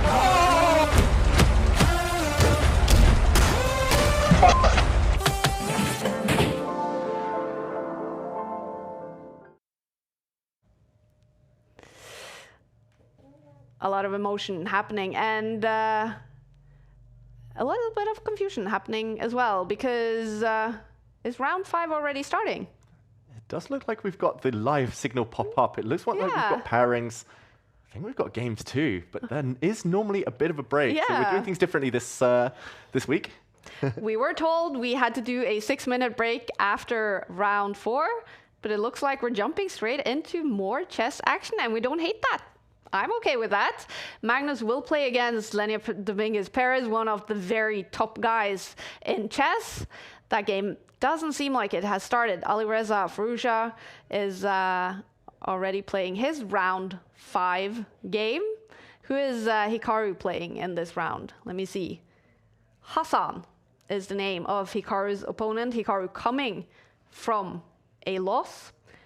So who do you want to, looking at this list, knowing that Hikaru lost in the previous round, Magnus being on fire, who do you guys want to follow in the next round? Yeah, as much as I would love to follow Andrew Tang, I think the top 2 boards are real heavyweight clashes. Magnus Carlsen against Lenia Dominguez, and Zhumabayev, who's a very strong grandmaster from Kazakhstan. He's very dangerous. He's like a giant slayer. Despite his rating kind of fluctuating, he can beat anyone on his day. He takes on Alireza Firouzja. So I suggest one of the top 2. One of the top 2. You choose then, Simon. Yeah. Well, let's have a look at board 2, because they've started, they've been playing, and obviously a big clash. We're going to, I'm sure, see more of Magnus as the event goes on. And it looks pretty even, that one, looking at the evaluation bar. And here we are. Here we are. Alireza Firouzja is a speed demon. He came second in the Esports World Cup, playing the final against Magnus Carlsen. He is one of the very big favorites in Title Tuesday, especially with the format now being 5+0, no increment. He is fearless when it comes to low time on the clock in chess, playing here against Zhumabayev, a grandmaster. Yeah. And what are we seeing here in the opening? Yeah, we're seeing Alireza maybe not play kind of correct chess, as we sometimes say. He's taking a bit of risk. He's allowed the white pawns to march forward in the center, very provocative from black. And that's why the eval bar does favor white right now. White has beautiful pawns. The d pawn as well is mobile, can step forward at any moment. There is a threat, I believe, right now to kind of destabilize things. For example, you can push a pawn, kick the bishop away, maybe push another pawn, and there might be some tactics that end up with white winning this black knight. So not fully stable here for Alireza, and he's ignored the threat. Look at this, massively better, almost winning now according to the eval bar for white. Zhumabayev, he might have to find a very accurate sequence of moves here, starting with pushing his pawn forward, deflecting the bishop, then hitting the queen steps forward, and maybe then moving the knight out the way. And it's a long sequence here, we won't show it yet, it might happen. But here we go, he's doing it the other order, and Alireza Firouzja about to lose a piece, Simon. Yeah, it's a massive tactic that, and it's one case where pushing Harry was not a good move. I mean, he missed the threat. That pawn in the middle of the board, very, very strong, and I don't see what black can do here. I mean, if the black queen moves, the black knight is going to be lost. I mean, here comes the a pawn, that comes next, and exactly as you pointed out, David, so this could be a very, very big result here, and he's had to give up the piece. Yeah, early shock there. Some of you might be wondering what happens if the bishop took that pawn. The white knight would have leapt forward. Triple attack there against the black queen, and black's other pieces hit too. So ultimately, it's a piece for 2 pawns. Zhumabayev is already on the brink of taking down Alireza Firouzja, and I wonder whether you can just continue grabbing. Queen takes pawn there. It's now only one piece for the... only one pawn for the piece. Alireza Firouzja, unless he flags his opponent, I think he's going down. Really? Yeah, he's in a horrible position, a whole piece down, and I mean, this is where the top players are so strong as well. I mean, if I was in this position, I'd start to get nervous, you know, start to play bad moves, but a piece is a piece, and he should convert, especially with the queens off the board. It gives Alireza less chances to complicate the position and create counter chances here. The black knight trying to cause a bit of chaos, a bit of mayhem here, but with careful play, Alireza will lose this game. Wow. That's going to be a heartbreak for Alireza Firouzja. Of course, Zhumabayev is a fantastic chess player. It's not the biggest upset that we could imagine. This is a player that definitely can beat the top guys in this format. Yeah, they're all great players at the top now, especially now we've had the first third of the tournament over. You can see the players are, you know, getting equaler and equaler, and okay, it's good to see the video. At least Alireza has the open file for the rook now. That's something. You want to get your rooks on open files down that A file, attacking the knight. So he's got a little bit of pressure. He's got a time advantage as well, which, you know, 1.5 minutes for White. White's got to start moving a lot quicker here. Definitely. And Rinat Zhumabayev, I mentioned earlier, super strong GM. He's been like the Kazakhstan #1 for years and years. But he's known to be very inconsistent. He can play genius chess, but he can also blunder. And time is never his friend. He's been a time trouble addict, even worse than me for years. I've played many bullet games with him. He's even slower than me, which is saying something. So I do think Firouzja's not reacted on the camera, despite blundering a piece earlier, because he knows there's always this chance. He's always got the clock on his side. And Zhumabayev, there's still so many pieces on the board. To win this in just 1 minute and 20 seconds, it's not going to be easy. No, if anyone's making progress, it does seem like black is slightly here as well, just in the position. It is a piece, though. I mean, talking about slow players, I played David a couple of games yesterday down the Good Night, a very famous bar in Oslo. And I couldn't believe how slow I was, David. I mean, you and me both, Simon. Oh, it's blitz chess. It's taking 5 seconds to move. What's going on? And these guys, they have to now move quicker. And White's still doing all right, though, here. Hikaru has won his game here in round 5. We remember he lost in round 4. There are rumors, and I'm going to underline, it's rumors that he has reported that player who was a candidate master that he lost to in the previous round for cheating. I have no confirmed information that that's true, but these are stories that we will hear from Title Tuesdays. Yeah, it's very unfortunate, isn't it? I mean, they have this new software now, which everyone uses, so they can check or whatever happens. But I guess we'll find out later. Yeah. Yeah, it's one of those things we never like to hear it, but it's inevitable in online chess. And whatever the truth of the matter, reporting opponents, I think it should happen privately. I think you just report on the site and see what the decision is. But nobody likes to lose, and it's almost unheard of. It's very rare to see Hikaru lose to anyone below a grandmaster. Below that level. So understandable, but we should focus on the positives here. Definitely. And it's Zhumabayev on the brink of an upset, and the clock's leveling out now. Yes, but I mean, they're both now getting to a minute left. I mean, White clearly doing well here, but he's got to start moving a lot quicker. 56 seconds left. He is making progress now, though. Eventually, the White piece is jumping into Black's position. Yeah, Firouzja has lost complete control, lost most of his clock advantage here, and the White pieces, especially those White knights, just looking super strong. Black structure isn't great either, just one pawn for the knight deficit. Firouzja needs some tricks. He needs to go into hustle mode. We talk about different phrases in chess. Flagging is, of course, the big key here. But you can't play this slowly. Firouzja hasn't moved for 25 seconds. And there we go. Just a quiet rook move. How's that going to save him the game as the white knights jump? Oh, was that a pre-move? No, okay, I thought it was a pre-move. A pair of knights get exchanged off, and the more exchanges that happen, it generally favors the person with more material because it just simplifies the winning task. Imagine if you had an army and one side 100 more troops. If you killed off all the other troops, that side would win. And you're totally right here. Firouzja's got to go hustling. He's got to move quick. He's got to try to win on time. It's his only chance here. Yeah, and more pawns disappearing. With that, black's hope also disappearing, but 35 seconds each. The white rook is coming in. The white king is going to start advancing. And okay, the bar's dropping slightly, allowing a check. That is not necessarily something that Zhumabаев wanted to see. Look at this. Black pawns now. I'm going to bet on black. I think I know he's losing, but he's so quick. And look at the time, 24 seconds.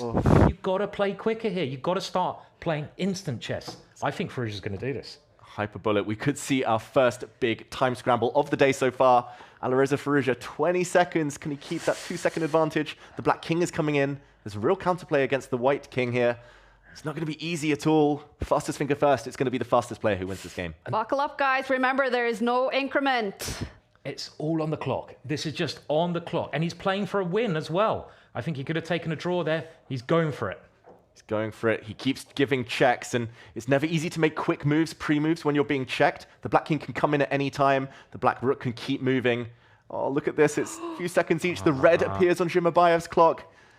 Only a few seconds left now. Oh, wow. Both sides are critically low on time. It's just going to be on the clock. You don't even think about playing the best moves here. You just play quickly. They're both under 10 seconds.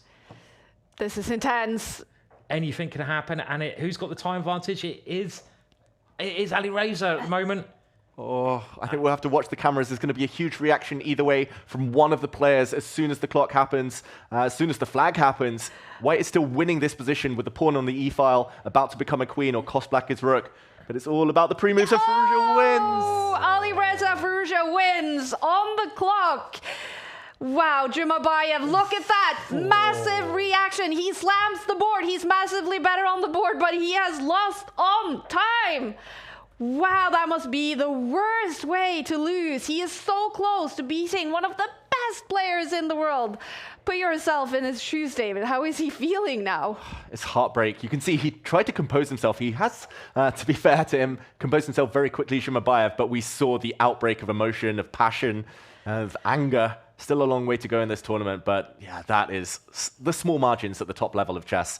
If he was just 1-2 seconds faster, he would have won that game. And yeah, Firouzja lives to tell the tale despite having a bit of a shock on the board. Wow, that was intense.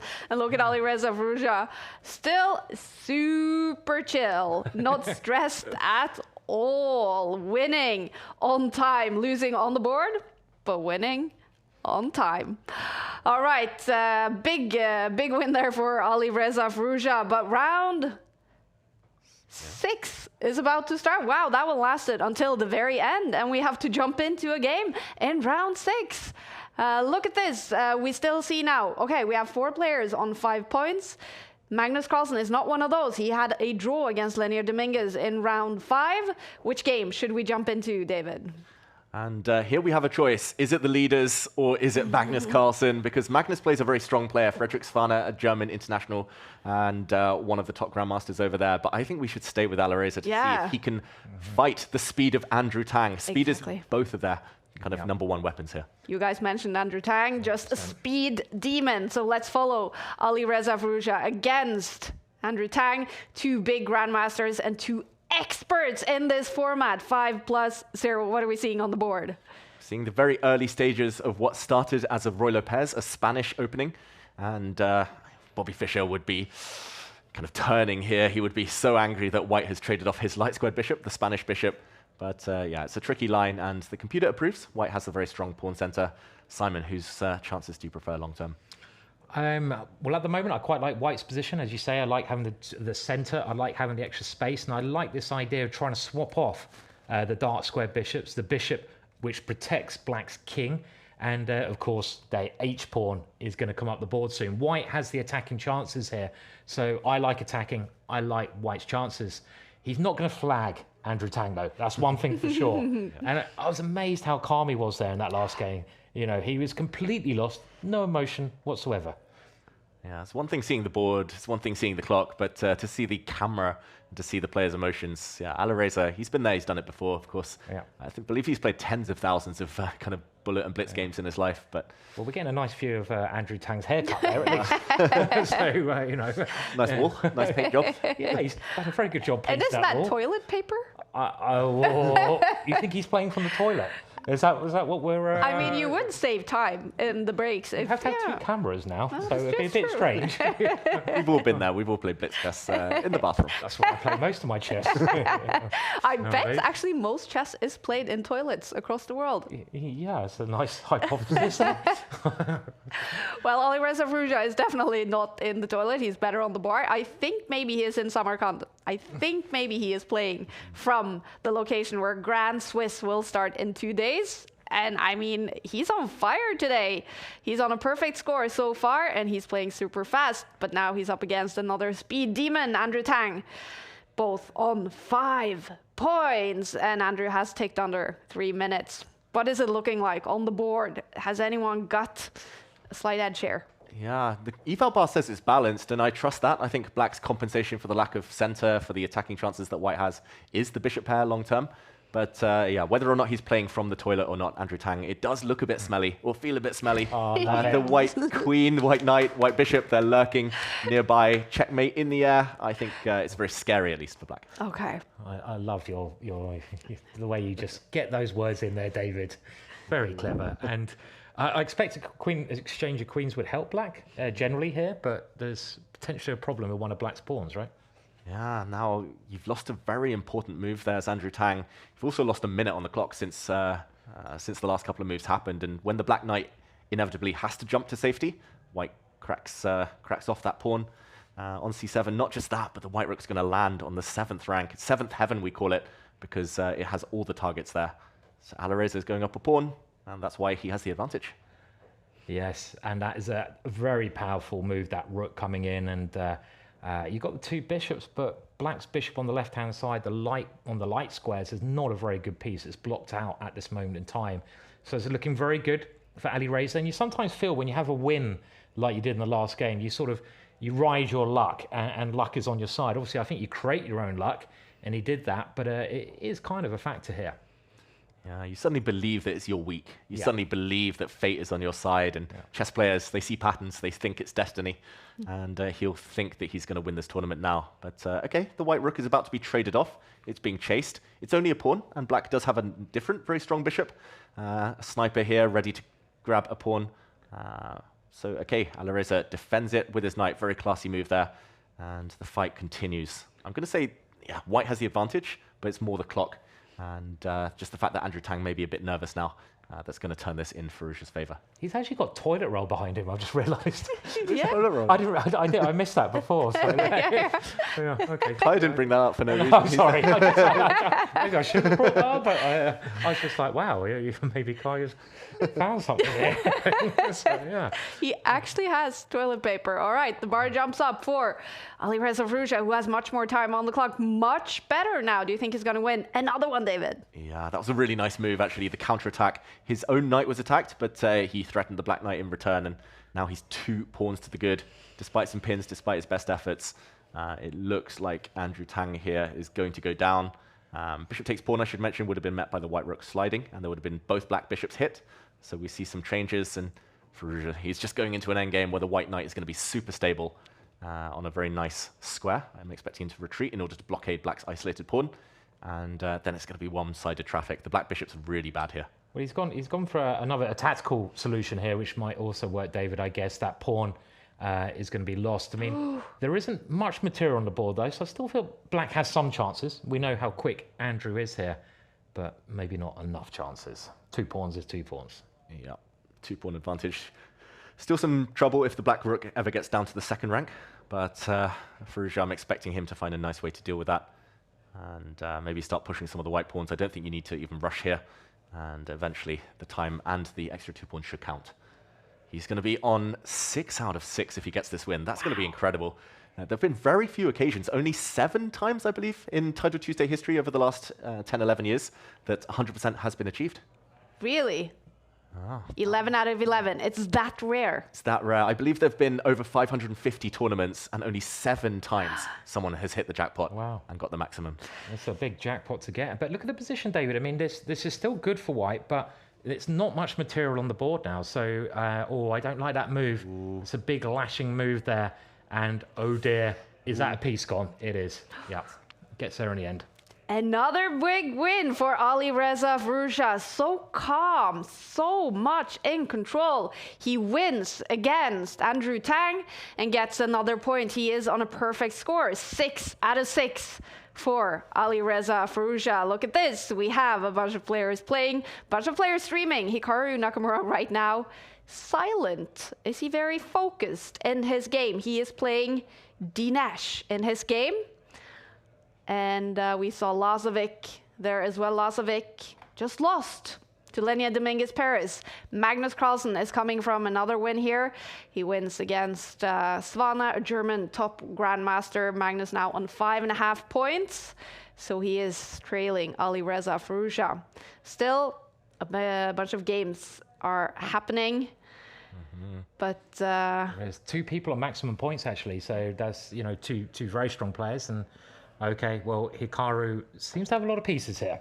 Yeah. Oh, look at that. And just a funny thing to point out, Hikaru could earlier have promoted a pawn to a queen and delivered checkmate in one move, but he promoted to a bishop instead. He's just playing with his food here. He's having fun with his young Indian opponent. Hikaru will win, but cutting it a bit close on the clock here. Do you think it's a bit insulting to play on against a strong player? It's checkmate next move. He wants it. Oh, what's he doing here?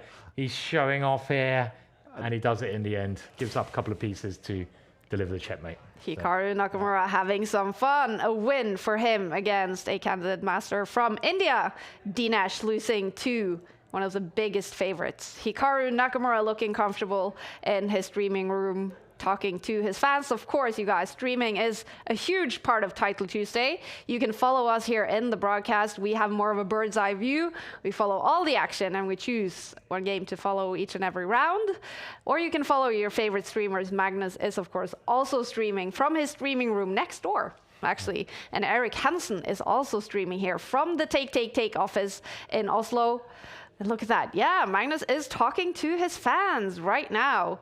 How about Eric in silence, maybe looking over his game? How did Eric do in the previous?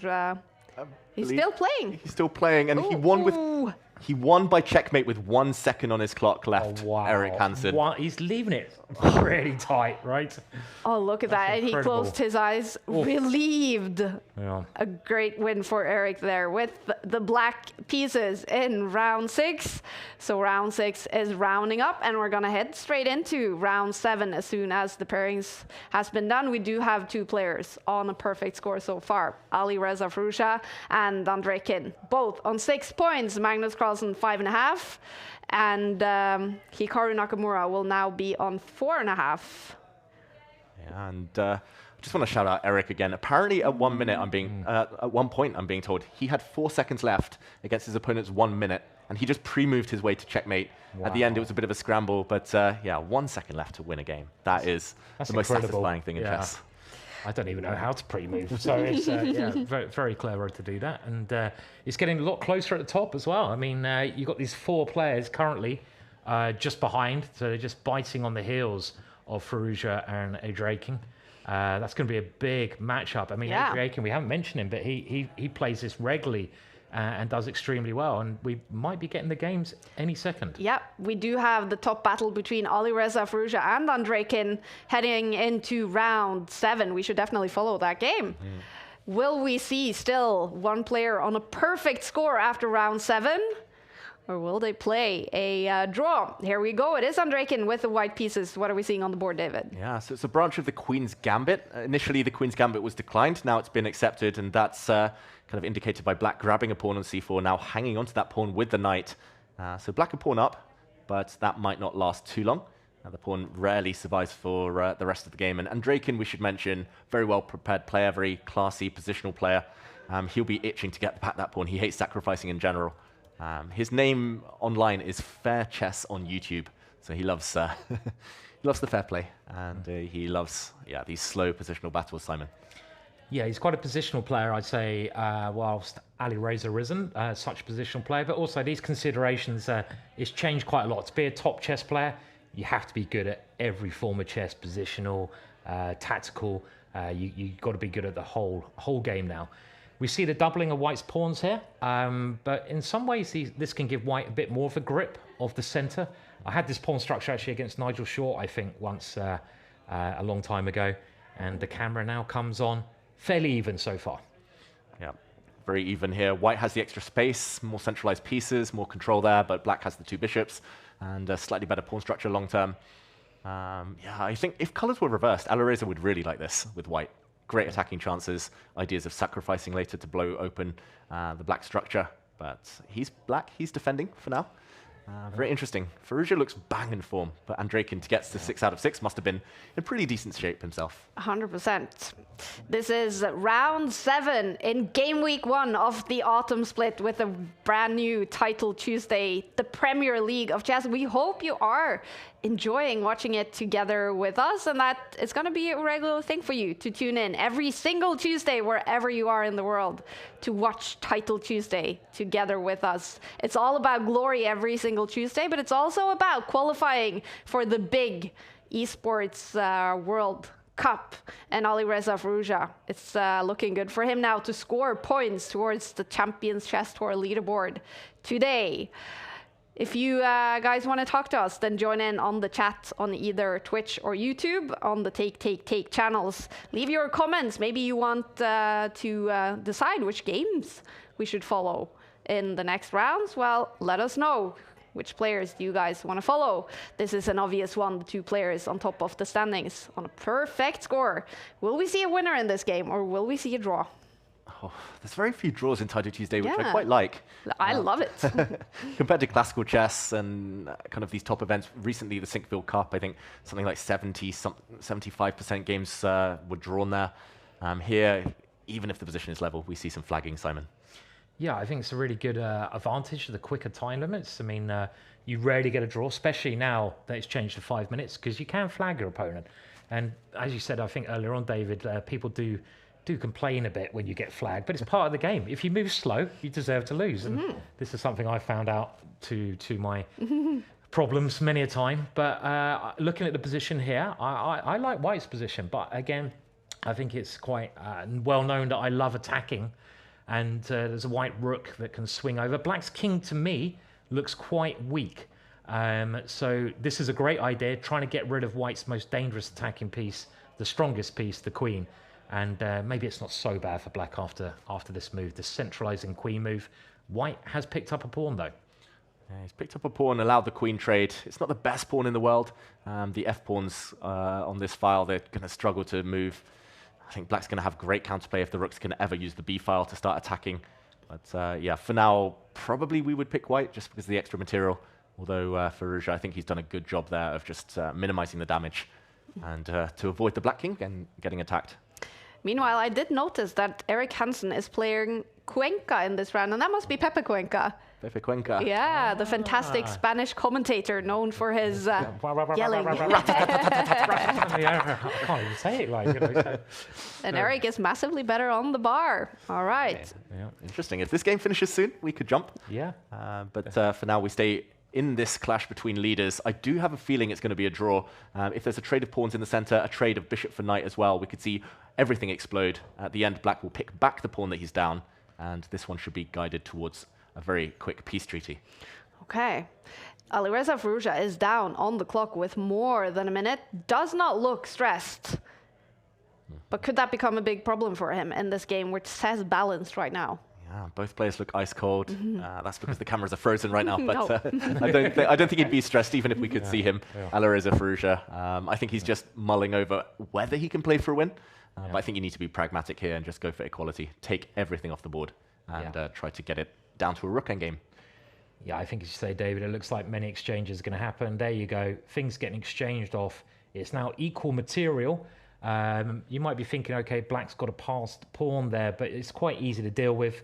White now playing this very active move, and if anything, you in a rook ending, it's who's got the more active pieces, and white's rooks are, to my eyes, much more active. He can even consider pushing that pawn forwards and trying to get 2 rooks on the 7th rank. This was an idea that the old specialist Nimzovich mentioned in his book, My System.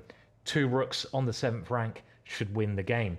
So a little bit of danger of black here, especially with the time ticking down. Yeah, it's definitely not fully safe. If you remove 1 pair of rooks, it's nearly definitely a draw. But here we go. Andrekin's trying to create some magic. He's trying to go on the attack, like Simon says, very, very active. The other rook can slide behind, so black's pawn is not going to survive very long. It's just a question of whether white can break through on the other flank, just while keeping all the rooks on the board. Even 4 versus 3 on one side is draw, as long as it's only 1 pair of rooks remaining. And I like this move. It's trying to tempt white into moving a pawn forward 2 squares, which would weaken white's king. White's king is very safe at the moment, but you kind of, I know it's an ending, but with 2 rooks on the board, your king can get in a lot of trouble. So more exchanges means more likelihood of reaching a drawn ending. Meanwhile, Magnus Carlsen is much better in his round 7 game. Hikaru Nakamura is massively better in his round 7 game, and Erik Hansen is in a winning position, apparently, against Pepe Cuenca in round 7. But we are following the top guys both on a perfect score. Will we still see a player on a perfect score after round 7? It sounds like if there is a player, you think right now it's going to be Andrekin. Probably, if anything, and that's just because black's pawns are all isolated. White has a connect 3, nice and safe. Still going to be very hard, but the black rook is actually quite passive in front of its own pawn. White's rook holds the key there. The black king cut off on the back rank. This isn't Firouzja's type of position either. He's not a technician. He doesn't like these slower endgames where you need to kind of know a bit of endgame theory. You need to be very, very precise. He likes to hustle his opponents a bit, and Andrekin's a very classy endgame player. Andrekin, I should mention, he's of the 1990 generation that Magnus, Nepo, Vasily Grava all from, and he was the first standout talent. And yourself, David. Yeah, I was going to say, David, you were there. He won the World Under 10 Championship ahead of all of us, though. Really? Andrekin. So he was the first one to stand out. Did you play in that? I played. I came joint 2nd, I think. Wow. Oh, that's not bad. There were like 10 of us on joint 2nd and Andrekin. Yeah. Ahead of Magnus? I think Magnus only joined maybe a year or 2 later. He was a bit of a slow starter. I think he only picked up chess at like 9 years old on a kind of international level. But this one looking drawn in the meantime.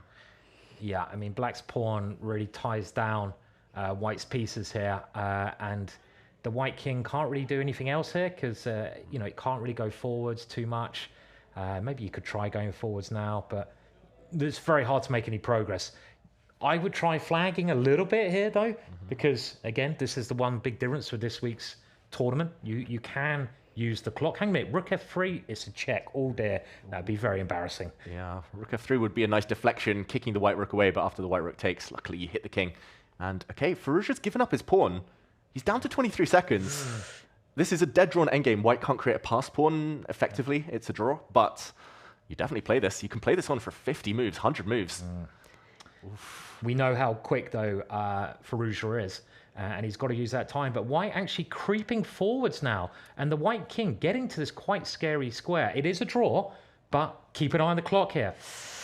Look how the rooks are dancing. He's trying to preempt Firouzja's moves. Andrekin, he's trying to catch Firouzja in a pre-move because you just want to bring your rook back and forward, back and forward. But if the opponent can try to threaten rooks, it can be a bit scary. Look at this, he's blocking.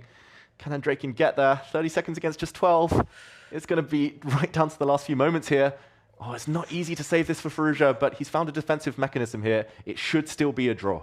Oh, but with this time on the clock, he's under 10 seconds, and it should be a draw, but you can play another 50 moves here. And also, it's danger. Mate in 5. Oh, look at this. He's allowed the rook to come across with a checkmate. He's trapped his own king in the corner. The black rook is hit as well, and Andrekin takes the point, takes the lead. 7 out of 7. Wow, impressive stop by Grandmaster Andrekin, who takes down Alireza Firouzja. 3 seconds left on his clock, and he loses on the board. Oh, look at that heartbreak for Alireza Firouzja. But Andrekin, all right, how is he feeling right now, David? Wow, he's going to be buzzing. He will believe that it's destiny that he wins this tournament. We've said it before, only a handful of times has anyone ever reached 11 out of 11. It's unlikely he's going to win all of his games, but he's taken the early lead. Farouja is a big competitor for the crown as well, so huge win. I love seeing him on the camera there. He is so confident, and he just wants to jump up and just celebrate this. Yeah, I mean, it's amazing how they keep their cool. Yeah. You know, and that's the one thing I've realized, that if you start celebrating prematurely, you've still got 4 games. You lose your concentration.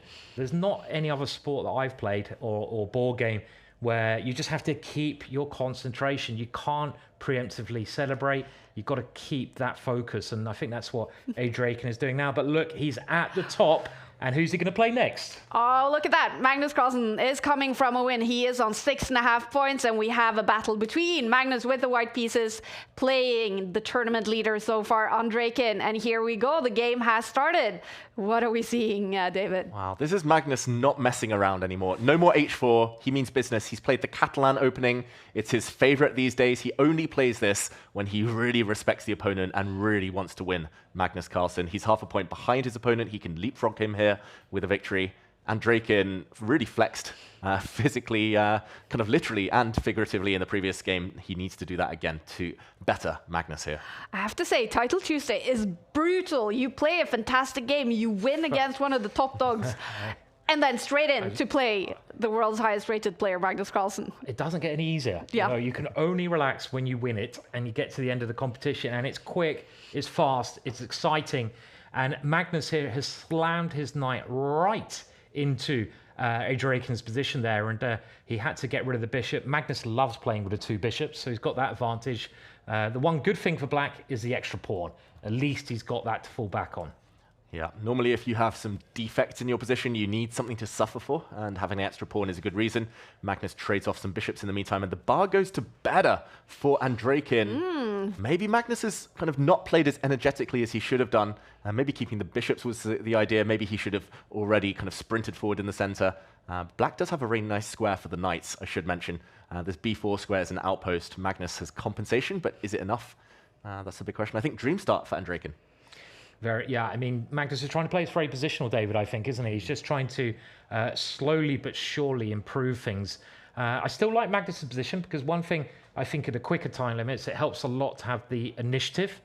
He's got to watch that queen now. He's got to move that out of the way. The queen is attacked by the knight. And he did throw the h-pawn up the board, gaining a little bit of space over there. Fairly even, this so far. Yeah, fairly even. Magnus will most likely retreat to this square. Oh, he actually offers a queen trade despite being a pawn down. And look at that, much better for black now. Wow. Oh, something's gone wrong. Maybe Magnus has miscalculated what happens here. Because yes, he's got a very beautiful knight. The white knight is glorious now. It's landed on this square, but a pawn is a pawn. I mean, look at that a-pawn, David. Can't black just start shoving? There it goes. Here comes Harry. And it's Harry the a-pawn, and it's coming running down the board. It's Harry's brother. He's the naughty one. He's called Harry. Gets in trouble all the time, but sometimes becomes the queen. And he's trying to become a queen now. It's Andrejkin the a-pawn. That's beautiful. Better. Yeah. Okay. Much better on the bar for Andrejkin. He is on fire today. Is this the player that will win Game Week 1 in the autumn split? He's up against the highest rated player in the world, Magnus Carlsen, with 3.5 minutes on the clock. And you can see it on Magnus's face here. He seems to be a little bit more concerned than he normally is. He realizes that he's got a lot of work to do here. It's a very calm move he plays. He's just trying to move his king, improve things. He's basically saying, you will not pass. He's hoping that black can't do anything. And the move there is the big move that Magnus has got to be worried about at some point. If black can ever play that move and advance forwards, that could become a queen and kill Magnus's position. Yeah, Magnus, he just can't improve his rooks. That's the issue. The white knight is already perfect, doesn't want to move the white bishop. Can't really improve that either. So he's pushing forward, looking for some distraction. Andrejkin maybe pushes the button at the wrong moment. The eval bar not making its mind up there, but saying it's balanced yet again. And can Magnus create some counterplay? He's kicking the knight now, the defender of the c6 pawn. I think Andrejkin rushed. He was slightly premature there. Now the black pawn no longer defends the knight. He's a bit loose. He has to lose the material that he was up. Suddenly Magnus back in the game. 3 results possible. He's very back in the game here. And he's also used that space on the king side. So the 3 results, yeah, I mean, you would have think the tide is now in Magnus's way, on his side, should I say, because he's pushing. He's won that pawn. And he looks a little bit more relaxed as well. Yeah, Magnus, he's opening up the position. This is a good tip for everyone at home. If you've got the bishop, the only unchallenged bishop on the board, open up those lines. There's a lot of targets on this diagonal. He's trying to soften up the black pawn in front of the king here, which defends the black knight, the only thing holding black's position together. So momentum, Magnus Carlsen, definitely. Yeah. Yes, black trying to make some exchanges here to get rid of that momentum. And the one good thing at the moment that Adrian has with the black pieces is that passed B pawn. That B pawn is only, 3 squares from queening, but white has the central control and the chances to enter into black's position a bit easier. Both now spent about half their time. And you would have thought if Magnus needs to win this competition, he's got to win this position, really, because he's half a point behind. He's got chances. He's fought back. If he wants to win this new Title Tuesday event, the big Premier League of chess, he's got to convert this position. Yeah, he's a big Premier League fan. He's been playing fancy Premier League for years. He'll want to win this Premier League too. And yeah, definitely these days, like back in the past, people would halve their way to victory or they would play a bit safer. These days, you need 10 out of 11 or you need some monster score in order to win the events, especially if you know someone's on fire like Andrekin. So this is all important, but it's another rook endgame. Andrekin loves them. And he did very well against Ferrugia in the last one. Yeah. Let us know who you're rooting for. Are you a Magnus fan? Maybe you're rooting for Andrekin. Let us know in the Twitch or YouTube chats on the Take channels. Maybe you're a big Hikaru fan. He is in trouble here in round 8. Massively better Drigalov, his opponent, with the black pieces. Will Hikaru lose this game? We will pay attention to that. But this is balanced. And this is the top board. Magnus with 6.5 points. Andrekin so far on a perfect score. Will he keep it up and beat Magnus Carlsen? He is slightly better on the clock as well. Yeah, look at that. If I was white here, I'd be very scared. This is called, I don't know, the guillotine technique, where you use the 2 rooks, or the lawnmower, like you go up and down with your 2 rooks, cutting your opponent's king. And if that rook gets that square, it's checkmate. So I don't think black is in any danger. He might be able to force the draw here if he wants to, just by moving the rook back and forwards. But can he try to win this, David? Yeah, the problem is the black king is also kind of caught in a cage. White's rook is going to come up and check the black king, and no matter where it goes, it's not going to be able to escape the checks. Magnus is going to have to bail out with more checks before the white pawns all drop. I think Magnus has to be pragmatic here. It's going to be a draw. That means Andrekin's going to keep the lead on his own. Magnus had to admit defeat here in his quest to win this game. We see almost like a sigh of relief from Andrekin there. A draw against Magnus Carlsen is a good result. He is still on a fantastic score. We're definitely not going to see 11 out of 11 today in Title Tuesday, but Andrekin will still be on top of the standings with 7.5 points. Look at Magnus talking to his fans on his Point of View stream. Eric Hansen is still playing. He's got the black pieces against Gomez. And on my Take app, it says balanced in that game. Ali Reza Ferrugia has come back with a win. He is now also on 7 points together with Magnus and Esipenko. Look at that. He's up on 7 points. And we should jump into another game. Let's go to Hikaru Nakamura. Okay, now he's much better with the white pieces against Grandmaster Drigalov. Yeah, and I've played Drigalov many times, actually, and although he sports the South Korean flag on chess.com and in his profile picture here, he's actually from Russia, and he's very quick, very dangerous. We see the white pieces flooding forward now. Hikaru's a pawn up, and the eval bar saying he's winning, but just a few moves ago, he was dead lost. The black pawn was actually very close to promotion and should have been able to punch that pawn through, but Hikaru, still winning apparently, and there we go. He gets rid of the danger zone, that dangerous pawn on e3. Yeah. Impressive beard there as well. Ooh, I like it. Good work, yeah. Yeah. But Hikaru needs to win this one to have a good competition. He's not having his best Title Tuesday so far, and it looks like he's making the progress. He's getting into the position. Black would love to move the rook down with a check, but the white bishop is so powerful. Pieces in the middle of the board, they control so many squares, and that bishop controls everything. There goes the queen. That must be the end of the game. There we go. Discovered attack. It's a check there to throw the bishop out the way. The black queen would have dropped next move, and Drigalov resigned. He's lost years. He lost the game and he lost 20 years. It's like Pokemon, Wow. he evolved. Yeah. The beard came off. Yeah. Sitting in the dark looked very cool, but he's coming now from a loss. Hikaru Nakamura makes a comeback, winning here in round 8. We also see Lazovic with a very impressive room. So many trophies for young Denis Lazovic. I think it was also the room of Ali Reza Frouja, who is in second place, together with some other players on 7 points. Andrejkin is still in sole lead with 7.5 points, coming from a draw against Magnus Carlsen. Wow. It's really, I mean, anyone can still win this, all the way down to 6 points. The players on 6 points, can they win it? Yeah, definitely. They'll need a very strong finish, maybe win the last 3 of their games. I think the winning score here might be 9.5 at least in this event. And yeah, just to mention Hikaru, that win, so important. He's only 1 point behind the lead now, considering he lost to a candidate master, a CM, earlier. And the fact that he hasn't been playing well at all by his normal standards, Hikaru, he's still in the mix. Watch out for him. Yeah, massive finish. And we've only got 3 rounds now. So we're coming to the sort of money end of the tournament. This is where the tension's higher. Players are more nervous. You lose a game here. This is where you can cry because you're out of the competition. Can Adriakin keep his lead, or can those players biting at the heel come back and overtake him? It's going to be very exciting. The players will get some time to breathe after this round before round 9 kicks off. At this point, I'll ask both of you, who will win Game Week 1 in Title Tuesday Autumn Split? Oh, I'll say Alireza Frouja. Okay. I think he's going to flag his way to victory. How about you, Simon? Oh, can I be really boring and say Magnus? You can. No, I'm going to say Adriakin. He's got the lead. Come on, he can keep the lead. Yeah, Adriakin. How about you, Kaya? Yeah.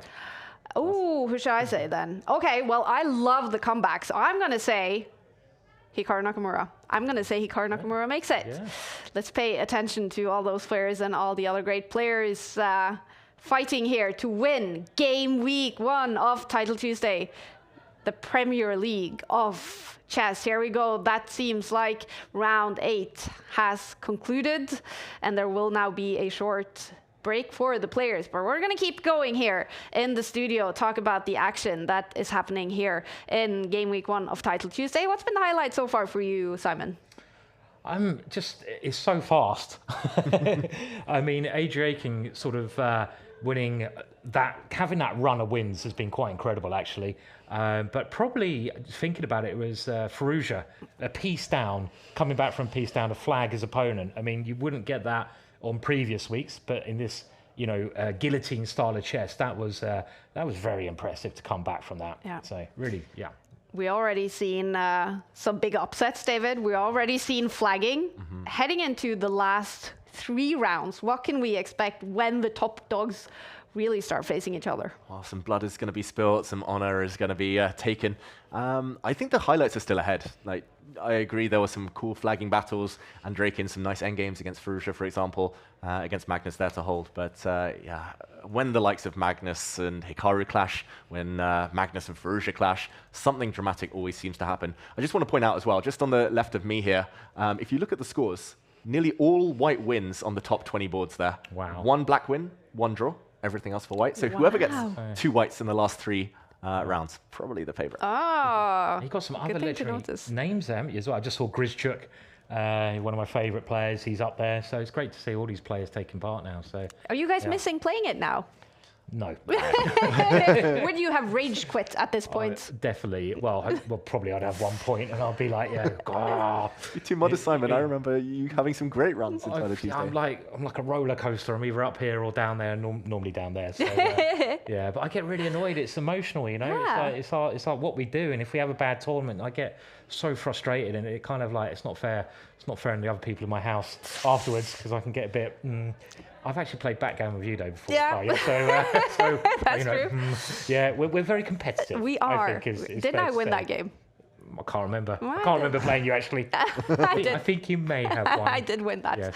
Oh, fun for me to win something too. Well, it's fun with Title Tuesday, you guys. We are finished with 8 rounds, 3 rounds to go to decide the winner of Game Week 1. This is the Premier League of chess.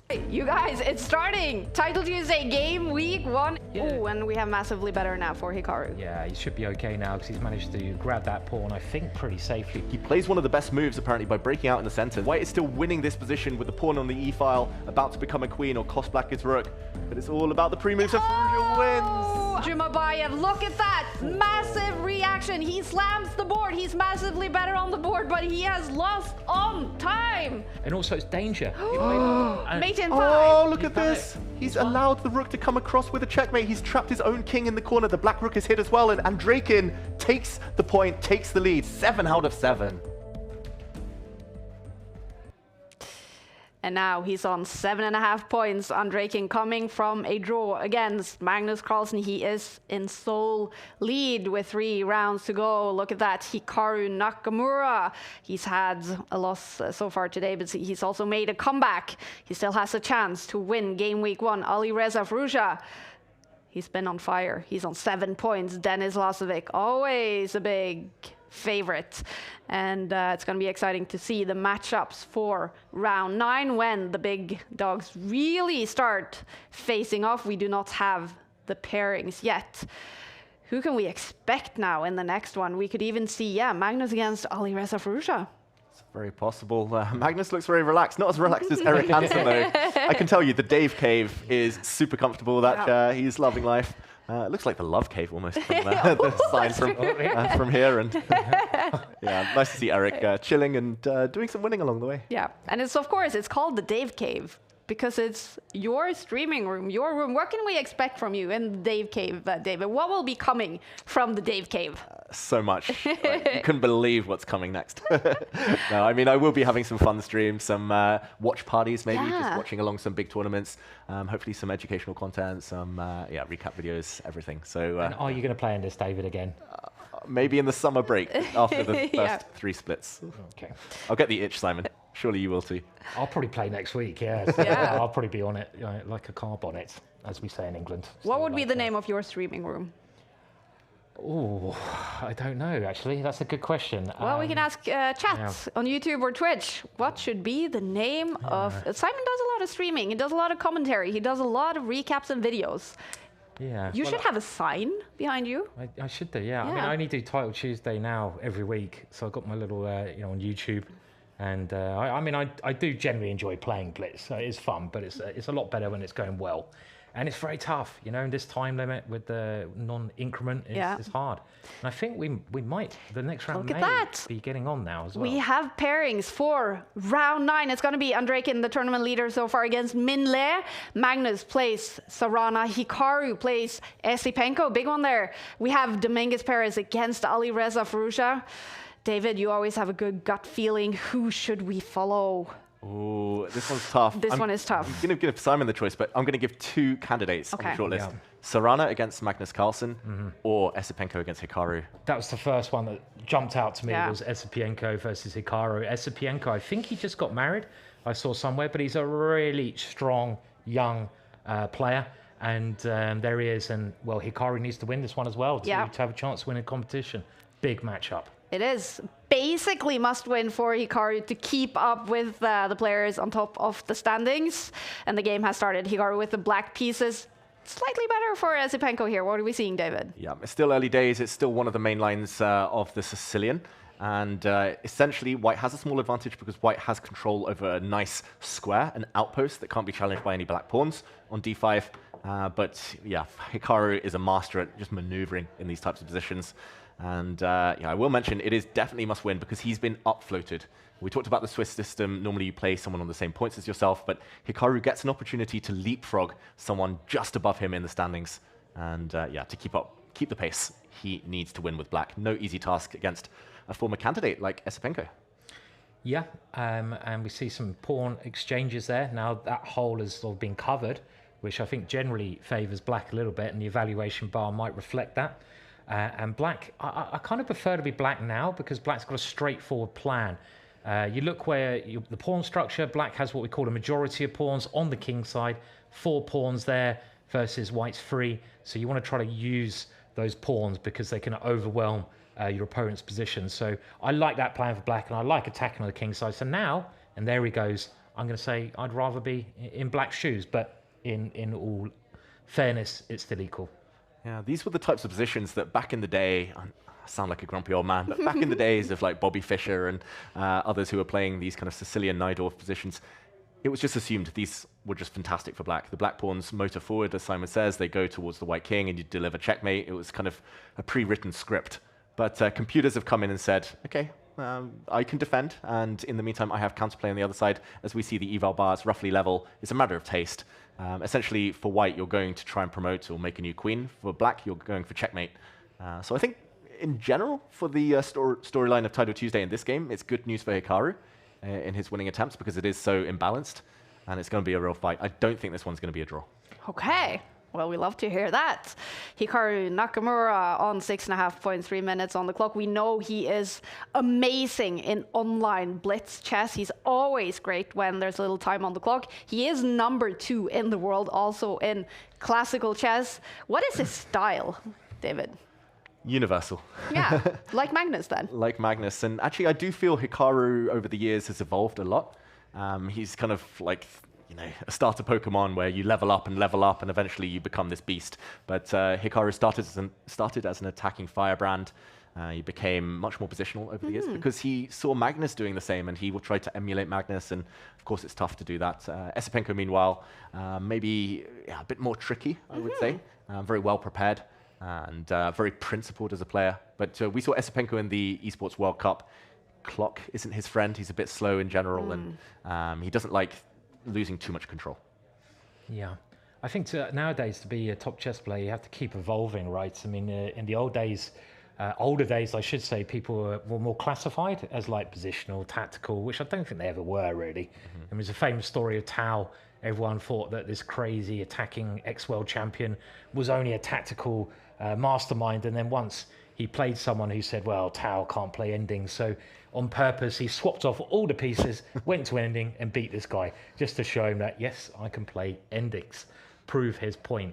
This type of structure, David, it reminds me of the World Championships between Magnus and Fabiano Caruana. Caruana had this kind of pawn structure of white, and Magnus often went into this with black. But it is very dynamic and probably good for both sides if they want to win Title Tuesday this week. They both really need to go for it here. Yeah, but Esipenko retreating, there's a bit of a roadblock for white. The move you want to play is so well guarded.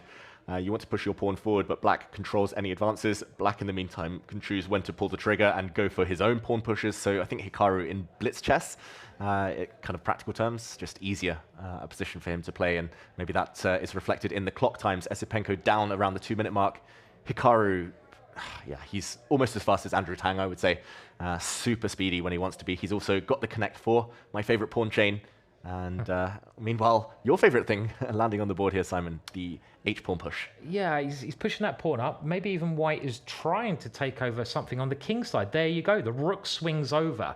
And Esipenko is saying, okay, you're not going to have all the fun on that side of the board. I'm going to try to come in and cause a little bit of problems there. Very important, I think one of the things you mentioned there, David, is in blitz chess, who has the easier position to play? And there you go. Black is just pushing his pawns. And even if it's not a better position, if your moves are easier, more natural to play, it makes a big difference. Is that white knight going somewhere, though? Yeah, that white knight has a nice path. Good spot, Simon. Like, that's a juicy kind of final destination, supported by a pawn, nice outpost, probably landing with a fork. So Hikaru has a 2-move window to attack before the white knight gets in. And look at that, the white rook lands in the corner. It started the game in the other corner. And Hikaru is now going to blow open the position before the white knight lands. And the white king is the target. Yeah, it looks to be very weak on the dark squares here. And Hikaru trying to break through. And I saw Hikaru shake his head a little bit there. But I don't know if that was in pure joy. And all the evaluation bar, it has changed. Massively better. Yeah, what is the move? It's crashed in black's favor. The first move is the most obvious one, I believe. You should probably take this pawn, lure the white king out. Then the black knight might start landing with some checks. That knight can be taken, but that would only come with the white The F-file opening, and there we go. It's a series of checks from Hikaru. Maybe not the best according to the eval bar, but good enough. And now you just need to add the black queen somehow. And look at it. This is typical Hikaru when he starts looking at the ceiling, trying to calculate the way through to the win. He's watched that queen's gambit many a time, and he's jumped into the position. But the dark squares, they're very weak around white's king, and black, Hikaru has a dark square bishop. This is very scary for Esipenko. And meanwhile, Andrejkin and Minle have played a draw. Andrejkin now on 8 points, meaning if Hikaru wins this game, he will only be half a point behind on 7.5. Ooh, gap is closing, yep. And Magnus Carlsen looks like he's maybe slightly better against Alexei Sarana, but still in the fight there. Hikaru, he is such a clutch player. He knows when to change gears. He knows how to kind of steady the ship after the setbacks. And right now, if the black pieces can land any check against the white king, it's almost checkmate. Just need to break through on the dark squares. Yeah, it's horrible. I mean, white can hardly move anything as well. You might even let the F pawn join in the attack here. Hikaru, the only slight danger, he's got 45 seconds. He's got to not forget about the clock and try to calculate his way to victory. Even someone as strong as Hikaru can get too short a time. So he's trying to find the win. Is there something clear here? There should be, right? There should be. I mean, the move I would want to play is to bring the black queen in and try to go in and behind. But if it doesn't land a checkmate, you could find yourself up a blind alley. And in the meantime, there was a pawn attack. The white queen was hitting b6. But Hikaru, he's panicking. Look at him on the camera. I'm sure he's telling his chat that he froze, that he should have been quicker. 27 seconds is not a lot at all. Yeah. He's down on the clock. Esipenko still with 49 seconds left. Is there a chance that Hikaru loses this on the clock? It's very possible. If you don't land the checkmate, if the queens come off the board, it's an endgame, you get flagged. So Hikaru needs to go for the white king. I think he's still a favorite here, Simon, but not going to be easy. Yeah, it's a very crafty move Hikaru played there, because now his queen is, well, maybe threatening to come into the position. The bishop is getting a good place. Esipenko just grabs the pawn, but 21 seconds. Oh, and look at the bar. Yeah, it's changed. What's the mood, though? It looks very scary. Yeah. Is it just a draw? Yeah, you can't dodge a check here, and the white queen can now drop back and force a queen exchange. And it looks like a perpetual check. Esipenko's playing for the win, though. He could have repeated the position. He's going for it. And look at those pawns. Why not? And look at the time. It's all going to come down to the clock again. This is what this guillotine time limit comes down to. It's 10 seconds versus 10 seconds. Ooh. Esipenko has an extra pawn. It's all about the white pawns that are pushing forward. He has a winning position now, Esipenko. 2 extra pawns, but it's all about the clock. Hikaru is going into flag mode. The black knight is dropping. The white pawns are so close to promotion. Totally winning for Esipenko. Can he close it out? Hikaru is about to crash to defeat. I mean, has he lost on time? He has. Esipenko. What a result. Wow, that was a massive turnaround. Esipenko takes the win against Hikaru Nakamura. Another loss for Hikaru, losing on the board. But I think he actually officially lost on the clock. He got flagged here. Hikaru, hard break. And look at Esipenko. He isn't smiling on the outside, but he is smiling on the inside. That's a massive win for him. Huge win. Esipenko, he was kind of almost shaking his head there. Maybe in disbelief that he just flagged Hikaru Nakamura. But ultimately, it was well-deserved. He held his nerve. Yes, his position was shaky. Yes, Hikaru was probably winning for the vast majority of the second half of that game, but it's all about the scramble. Who can hold their nerve better? Who's quicker on the mouse? And Esipenko still had 6 seconds when Hikaru ran out of time. Huge win for Esipenko and trouble for Hikaru Nakamura. And that is not the only big result here. Magnus Carlsen has also lost in round 9 to Sarana, who is a big favorite also in Title Tuesday, but heartbreak for Magnus Carlsen here as we are heading straight into the next round, you guys. Alireza Firouzja did win, and we now have 4 players on 8 points. Andrejkin, Firouzja, Sarana, Esipenko. There is no Magnus there. There is no Hikaru there. They are on Magnus now on 7 points. Hikaru still on 6.5. And we do have some big matchups coming up here now in round 10. Let's follow these two who still has a big chance to win game week 1. Alireza Firouzja with the white pieces against Sarana, who just came from a win against Magnus Carlsen. Yeah, great result for Serrana. I should mention, Serrana was in trouble for most of the game. Magnus was doing very well, but it turned around, and Magnus couldn't handle the sudden clock pressure he found himself under, and Serrana the Piranha, we call him. He's a bit of a hunter. He's a bit of a dangerous opponent, and okay, talking of dangerous, there's a trap. Queen takes knight there would have been a huge blunder, as the white bishop would have moved out the way with the check, the queen dropping. This is going to potentially decide the tournament this game, Simon. Yeah, massive game. I mean, there's 4 players now on 8 points at the top of the table. So if any of these 4 players win, they're just one little step, 2 games to go away from winning this new Premier League titled Tuesday. So the position here, pretty critical already, because the white bishop is lining up against black's queen. So there's many tactical ideas here that, well, both sides have to watch out for. And he just defends his knight in the middle of the board. This is the kind of position I feel Ali Reza enjoys playing, David. He loves these kind of double-edged Sicilian positions with, the black king still a long way away from castling. Yeah, this is Firouzja's comfort zone. It's his wheelhouse. Serrana's a very provocative player. I'm going to say I've played him both over the board and online many times, and he likes to take risks. He likes to push you into positions where you might feel a bit uncomfortable. Hard to find those types of kind of discomfort positions, especially against Alireza, especially in the open Sicilian. And look at that, the white king castles into the firing line. That is bold chess from Alireza, but he does not fear any danger. And the black king still in the center is going to be a bit of an issue himself for Serrana here. I mean, one of the reasons I think Ali Reza's gained so many fans in the chess world is the way he plays chess. He reminds a lot of players of Kasparov.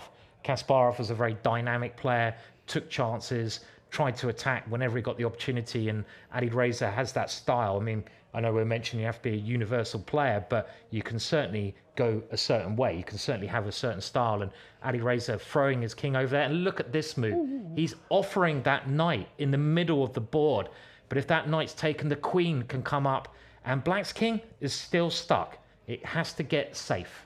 That is a beautiful move. That's like a dagger, that move. If the knight is taken, as Simon says, the white queen comes up, and there's a devastating pin along this diagonal towards the corner. The black knight's going to drop off, or the rook in the corner would be doomed. And not just that, but this whole weakening of the center has allowed the white knight to jump forward, potentially with the gain time. This just looks devastating, this attack suddenly. It looks really bad for black. Black seems to be a number of tempos down. Black's played too many pawn moves, I think. The black knight at the side of the board, okay, can take off the bishop, but mainly it's just the king. This is the problem sometimes. And look, there you see a bit of emotion on Caruana's face there. He looks a little bit upset, as you would be. His king, how does he get his king safe? If the knight moves, white's knight comes in. Yeah, it's Fabiano's cousin, Alexei Caruana here. I like it. Yeah, it's looking tough for him, though. And yeah, it looks like the Dragadorf, Simon, an opening you've played. It's like a hybrid of the Dragon Sicilian, the Najdorf Sicilian, but it's one that's gone wrong. Yeah, I mean, the Dragadorf, Magnus has played it sometimes. It is a mix between these openings where you play these pawn moves, but it's very provocative, and nowadays maybe not considered to be the best opening. Is that knight going to come into the middle now? Oof, looks juicy, right? That square is so tasty, hitting the black queen. Any check is actually going to be checkmate. The black king is cut along this diagonal, no escape squares. It hasn't moved yet. I guess he's just trying to calculate the way here. That is the obvious move, but does he want to save that move for later? Because there is a problem. If you move the knight in, white's pieces are attacked, so he's got to find a way to deal with some of the issues to his own pieces here. Yeah. I would have moved that knight in and then worried about it, knowing me, but he always got back. Okay, so he's taken a more solid approach, cautious. Still good for Firouzja. He just didn't want to drop any pieces or risk too much. The white knight will still occupy a beautiful outpost a bit later. But first he gives up a pawn, and he's doing that in order to get his rook on the open file. Oh, this still looks terrifying for black, who still hasn't castled his king. But high risk, high reward chess. Who will it pay off for? Well, I don't know. I just don't like the king being in the middle of the board. This is the problem, that all of white's pieces are working quite well. He's got that open file. I like the way that Caruana's cousin did grab that pawn there. It would be funny. He's not really his cousin, just like... This is over the story. They practice together. Okay. They eat together at every tournament. They look very similar. So, no, they are definitely not cousins. But it's a horrible position, this, for Saruwana. Can he try to bring the knight back? That's the only thing I can think about doing here. Yeah, you need to bring pieces back into the defense. It's either the knight or you try and get your bishop out and try to get castled belatedly here as black. It's not easy. He does get ready to castle, but anytime you do get your king to safety, the white bishop will take a pawn on the edge of the board, and still a lot of danger in the future. It's not just that, but the style of the position really favors Alireza, who loves having momentum by his side. All right, remember, you guys, this is round 11 of a total of 11 rounds in Title Tuesday. After this one, there is only one round to go, and we will name a winner of the first Title Tuesday Game Week 1 in the autumn split. It's looking good for Alireza Firouzja. He is so far on 8 points, together with Sarana, coming from a win against Magnus Carlsen. Magnus Carlsen is now playing against Jumabayev, and it actually says better on the bar for Jumabayev. Hikaru Nakamura has been in trouble. He's now playing against David Navarra, someone we definitely love to follow. Hikaru is massively better on the bar, just like Alireza Firouzja now, massively better on the bar. Yeah, I'm surprised. Serrano was ready to get his king to safety, but he took a timeout, and now he's allowed the white knight to jump in, followed by potentially the white rook coming into the position, maybe even the white knight coming up to the top of the board to cause some discomfort. Looks very, very good. I still don't see the follow-up for Firouzja. He needs that. He's still down on time, still down a pawn. But Simon, it looks very promising, I was going to say, but the bar disagrees with this move. Yeah, I mean, it seems to be that Saruwana's fought so well here. I mean, the position looked absolutely disgusting, and he's back in the game now. I still think White's pieces dominate, but it is a pawn. He saved that pawn, and he's got chances, and he's got the extra 30 seconds. So the next minute, very critical, but this is the best position Saruwana has had for a very long time here. Yeah, Firouzja has been a bit slow on the clock, I'm going to say. 30 seconds down doesn't bode well for him. We saw him doing some flagging earlier in the day, but you need so much to go your way. In a position where you're a pawn down, you have no clear plan, no clear breakthrough, and look at that, already slightly better for black. It might be creeping in that direction, as Simon said. Momentum has turned here fully. And Alireza ticking under 1 minute. You said it, Simon. That's when you start to get really stressed. There is no increment in the new Title Tuesday format. This is all the time Alireza has left. Yeah, you need to change gears when you go under 1 minute, because that's like what we call bullet chess. It's that stage of the game where how many moves can you actually make in a minute? You can't make that many, and your quality of play must go down quite drastically. So black, I think, is going to be favourite here, just because of that time advantage and the way he's turned this game around. But we know how good Alireza is. He's trying to bash through in the centre. Who would you pick, David, here? I'd pick the one with extra time on the clock. Yeah. And you know me, Simon, I'm a bit of a pawn grabber, so I think the fact that black's a pawn up can maybe bail out into some endgames very safely. I would also be very scared of just planting a pawn on this square, and there's going to be all sorts of checkmating patterns around the white king long term. I think Serrano here is a big, big favourite. Why is he thinking so much, David? Yeah, you need to trust your instincts. Just move. You've got to move. Don't at this point. I mean, I preach it, but I can't do it. But still, you've just got to move now. Maybe swing the rook in here, something like that. Trying to activate your pieces. Trying to get the queen down. The white king now actually looking quite weak. There's many chances to check it, but it's going to come to the clock, surely here. And Alireza hasn't picked up the pace. He's still moving too slowly. It's been clear today, so many players still adjusting to this new time format. They're not used to it, despite the Esports World Cup, where it's 10 minutes to the death, as just no increment. It still feels like in Title Tuesday here, this switch up has caused some players to suffer. I think that might have been what kind of knocked back Magnus and Hikaru, but okay, Alireza still down to 26 seconds. He's got some chances on the long diagonal if he can set up a queen and bishop battery, drop his queen back at some point, land a checkmate in the corner, but not easy to do that without some damages along the way. 22 seconds for Alireza Firouzja, and Sarana is ticking down to the same time on his clock. Oof. We're heading into time trouble, you guys.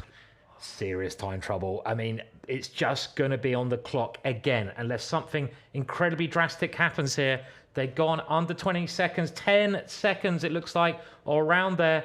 Keep an eye on the clock. It's jumping up and down, but I can tell you, Alireza 13 to Saruana's about 15, I think. Keep an eye on the clock. What's going to happen? You just got to move. Don't think, move. Oh, they're kind of repeating the position here. They're just going back and forward. Neither side wants to kind of take a risk and go for it. But finally, Firouzja dodges any repetition there, dodges a draw, shows his ambition. He's still got a few seconds left. Oh, it's level material now, but the black knight isn't as good as the white bishop. And the white pawn sprinting forward cost the black knight its life. It looks like Firouzja's almost getting it done on the board. Should still be a draw, best play. And he drops his bishop. He's losing now suddenly on the board.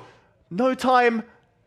It's all about who's quickest here, who's going to flag first. Let's watch out for the camera reaction from one of the two sides. The black king coming in, the black pawn's coming in. Sarana wins on time. Oh, he gets flagged. Alireza Firouzja loses on time to Sarana. Wow, that's dramatic, and that must be so heartbreaking for Alireza Firouzja. But what a win for Sarana. Are you impressed with him here, David? Yeah, I'm always impressed by him. He's been European champion, both individually and in rapid chess and as part of a team for Serbia.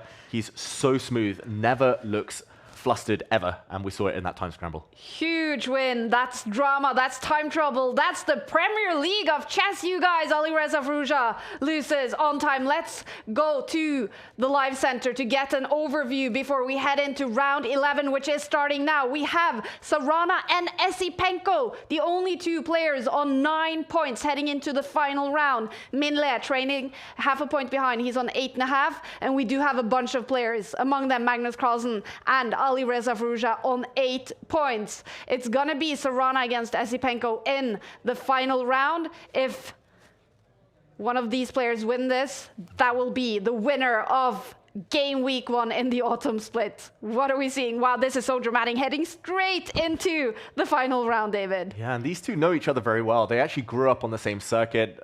Sarana's just a couple of years older than Esipenko. We've seen the Marshal, and this is a branch of the Spanish opening where black gives up a pawn. Esipenko's played a line that Magnus brought back into popularity a couple of years ago. The black bishop is very nicely placed. If I can draw arrows correctly, it's nicely placed on this diagonal, and compensation for the sacrifice pawn. But Sarana, he might have it in the back of his mind. He had better tie breaks, I believe. On the two players who had joined here, he was the one listed first. A draw might be a good result for him, but that does take a bit of risk. You're relying on your previous opponents to kind of support you there. It's a hard thing to get into your mind. Do you play for a win here, or do you think, is there a draw okay? You know, like a draw in the back of the brain, I think you've got to forget about that. I think you've got to try and just play for a win. But the time situation, again, he's gone down a minute, Saruana. An amazing victory, though, in that last game. How did he come back from that horrendous position? It was absolutely disgusting, and he managed to win it. He managed to turn it around. So he's flying at the moment. He has the extra pawn here again, but also he's down in development.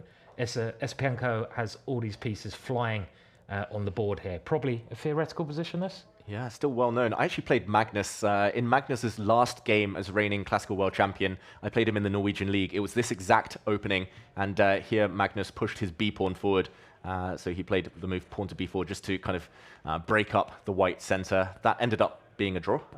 I was very timid there with white. I just tried to hoover off all the pieces. I was successful to hold it, but yeah, this one, Sarana, clearly uncomfortable. He's down over a minute at this early stage, and like you say, Simon, it's opening theory, so he really should be knowing his stuff or trusting his instincts here. This is the final round in game week 1, round 11. The winner of this game will be the winner of Title Tuesday, game week 1. Meanwhile, Magnus Carlsen is playing against Minle, and Minle, if he wins that game and these two play a draw, there's still some chances for Minle. And we also have in this round Eric Hansen playing from the Dave Cave here in Take offices against Hikaru Nakamura. That would have been a fun game to follow. Eric against Hikaru. Ding, ding, ding. Yeah. That would have been a fun one to follow. But it's round all... 1. It's not round 1. It's round 11, isn't it? It's round 11, yeah. But we have to follow the action. Who will win the first Title Tuesday in this new format? Will it be Alexei Sarana or will it be Andrei Esipenko? They still have time on the clock, but at some point this will get dramatic. If we've learned anything today, it's that it gets dramatic with the time control of 5+0. And this game is heating up. Next move, black is going to take this knight off the board, going to wreck the white pawn structure, and probably then start trading off some pieces. It's going to be opposite color bishops. White is a pawn up, but Simon, black is guaranteed some compensation due to the kingside weaknesses here, already trying to get in with his queen. Yeah, totally agreed. I mean, opposite colored bishops, you kind of generally think, oh, it gets more drawish, but not when there's queen and rooks on the board. And the white king has that air around it, you know, the double pawns. But also, I kind of like white in other ways. He has nice central control, his bishop pointing on a nice diagonal. And I think white can most likely take over the open file. So it's just equal any result possible. Any winner of this new premiership could happen here. And it's all down to this one game. Now, if it's a draw, can people catch them? I was just trying to work that out. Yeah, so if this is a draw and they both end up on 9.5 points, then there will be chances for Minle, who is heading into this round with 8.5 points. If he wins against Magnus and ends up on 9.5 points, together with these two, then it's down to the tiebreaks, who had the toughest opposition, whose opponents has scored the best. Yeah, but it's worth noting that only those three players can win it. Magnus Carlsen out of the running. Yeah. He's 1 point behind both of these two, and one of them is guaranteed to step up and beyond him. So right now, it looks like we're heading towards a very level endgame. White has given away the pawn he was up, but he was trying to get in with his rook. That's just been stopped by black's rook. And there we go, white defends. Yes, maybe black looks symbolically better just because of white's doubled f-pawns, but Simon, it looks like we might be heading towards the dreaded draw and the lottery there of tiebreaks. Yeah, totally agree. I mean, now the queens are off the board. The opposite colored bishops, they play a more prominent part of the result. And, well, if the rooks come off, they can probably just shake hands. And this will be a draw any second now. So it's going to be, like you say, David, a lottery. Who has the better tiebreak? It could come down to the players and how their opponents get on in this round. I'm going to keep an eye on. There it is. It's a draw in round 11 between Sarana and Yesipenko. Let's take a look at the live standings. This means Sarana is on top. If Minle does not win against Magnus Carlsen, then Sarana will be the winner of game week 1 in the autumn split. All right, we will keep an eye on that, but I really want to jump into Erik Hansen against Hikaru Nakamura. Yeah. Let's do it. Erik Hansen is playing here from the Dave Cave. He's up against Hikaru Nakamura, who struggled a little bit today. What are we seeing on the board? It's chaos. I'm struggling to count the pieces here, struggling to count the pawns. Simon, it looks like Hikaru has a rook and 2 pawns for Erik's 2 bishops. So actually, small advantage for Hikaru materially, but the bishops look super strong. Yeah, and also, if we look at the points as well, Erik's on 7.5, right? So he is half a point ahead of Hikaru. So a draw will mean he goes above him. I kind of like having the minor piece in this position. It gives you more chances to attack. So even though Hikaru has this material advantage, the black king has no protection. Erik can attack very well. And as you see there, the dart squares, they're weakened. The bishop can jump in. The queen is on a nice diagonal. So I would take white here. I like Erik's position, but again, the time, David. We know he's quick, but he's a minute down, a whole minute down. Yeah, Erik's been living life on the edge, at least on the clock. And look at that. Hikaru makes a mistake. Suddenly white a lot better. And here, he just needs to get the bishops in. If somehow Erik can activate his light squared bishop, impossible right now. But if he can ever get it to this diagonal, it's just checkmate. It's going to be game over. So Erik knows what he needs to do, but 40 seconds on the clock, he needs to speed up. He needs to play quick. Something like queen c3 looks very natural, setting up a threat. And he's played it. The threat is rook takes knight, bishop pinning the queen to the king. So I think Hikaru has to maybe get his king out of the way here, but then a knight might be able to come in. This is very dangerous, Hikaru. He's come back. He's trying to defend from the 2nd and 3rd rank. But 30 seconds, David. He's got to move. He's got to move quicker. Come on, Erik. You've got to move. Yeah, he's already been flagged once in this tournament. We mentioned Erik Hansen. Round 1, he had an extra queen, rook, bishop, and pawn. But he lost on time, meaning the game was drawn. And it looks like lightning might strike again. Hikaru's blocking everything now. This is turning. Hikaru's also better with these pawns advancing. Erik has lost the thread of the game. It's all about the clock. And it looks like here, the Dave Cave is not going to save him. Luck not on his side. Hikaru doing Hikaru things. Yeah, you saw there Eric was shaking his head somewhat. I mean, the position is still very intense, but this move, a real problem. Now the knight comes in and he's got 10. He can't do this in 10 seconds, David. It'd have to be an absolute miracle worker. And he's now lost more material as well. Still a bit messy. Yeah, White has 3 pieces for the rooks, but he knows it's all about the clock. Yeah. I think even if this was 1 minute against 1 minute, it would be very difficult for Eric Hansen, but no time. Hikaru, this is how he wins his games. Yeah. So quick and so intuitive. Well, Eric is much better on the board, but is he losing on the clock? Hikaru gives up his queen in the last move to cause Eric to burn his last few seconds. Game over. Wow. Hikaru finishes Title Tuesday Game Week 1 with a win against Eric Hansen. Eric Hansen had some good results today, though. He's been impressive from the Dave Cave, but shaking his head, he finishes with a loss against Hikaru Nakamura. Meanwhile, we need to pay attention to Minle against Magnus Carlsen. If Minle wins this game, he has a chance to win Title Tuesday Game Week 1, but it's massively better for Magnus Carlsen. Yeah, Magnus, the king of endgame, Simon, he's creating a second pass pawn now, a sacrifice. It's not just any old pawns. Those black pawns are going to be real menaces once they land, and there's going to be checkmate ideas against the white king on the back rank. Looks like Magnus just putting the finishing touches here. He's got enough time as well. Minle is the one down on time, and checkmate threatened now. Yeah, and it looks like he's got it there, and he has won. So we know who the winner is.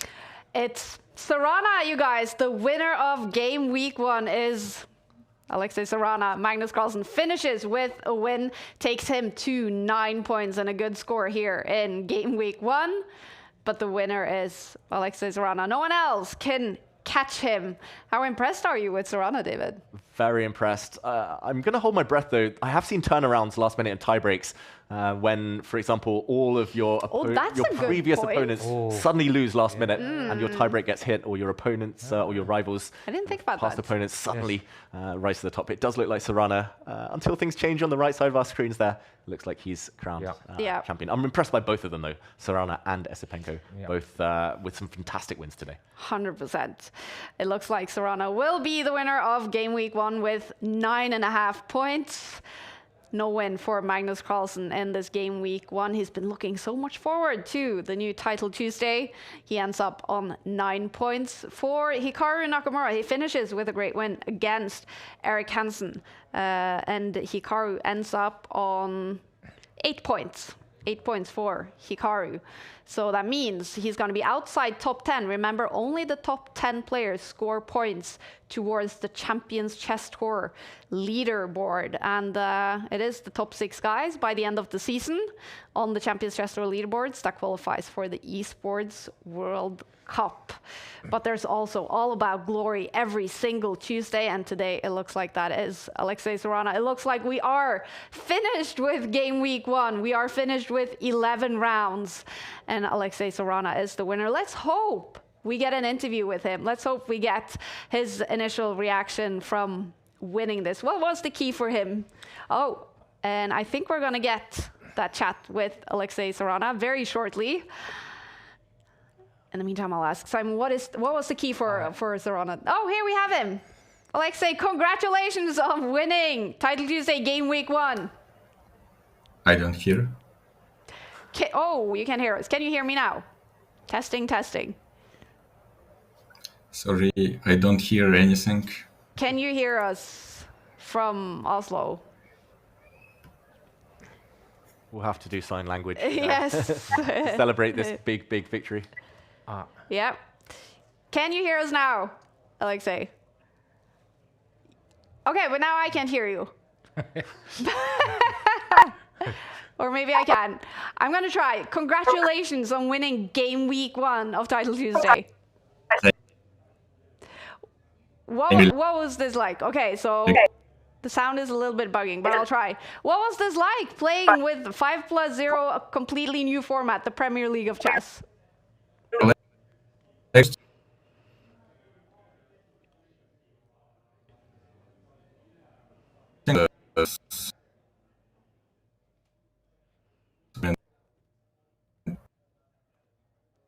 There are a lot of games which like 150 moves, and it's much comfortable 5+0.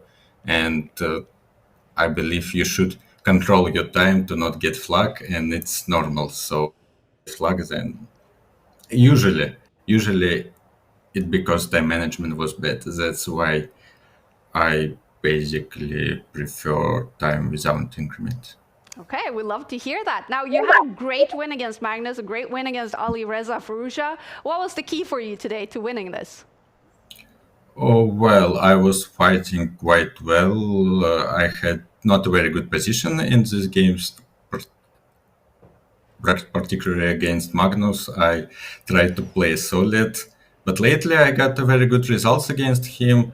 Maybe because I played solid and annoy a bit with trying to play for draw, but here I got a terrible position, but I struggled quite well and managed to outplay eventually.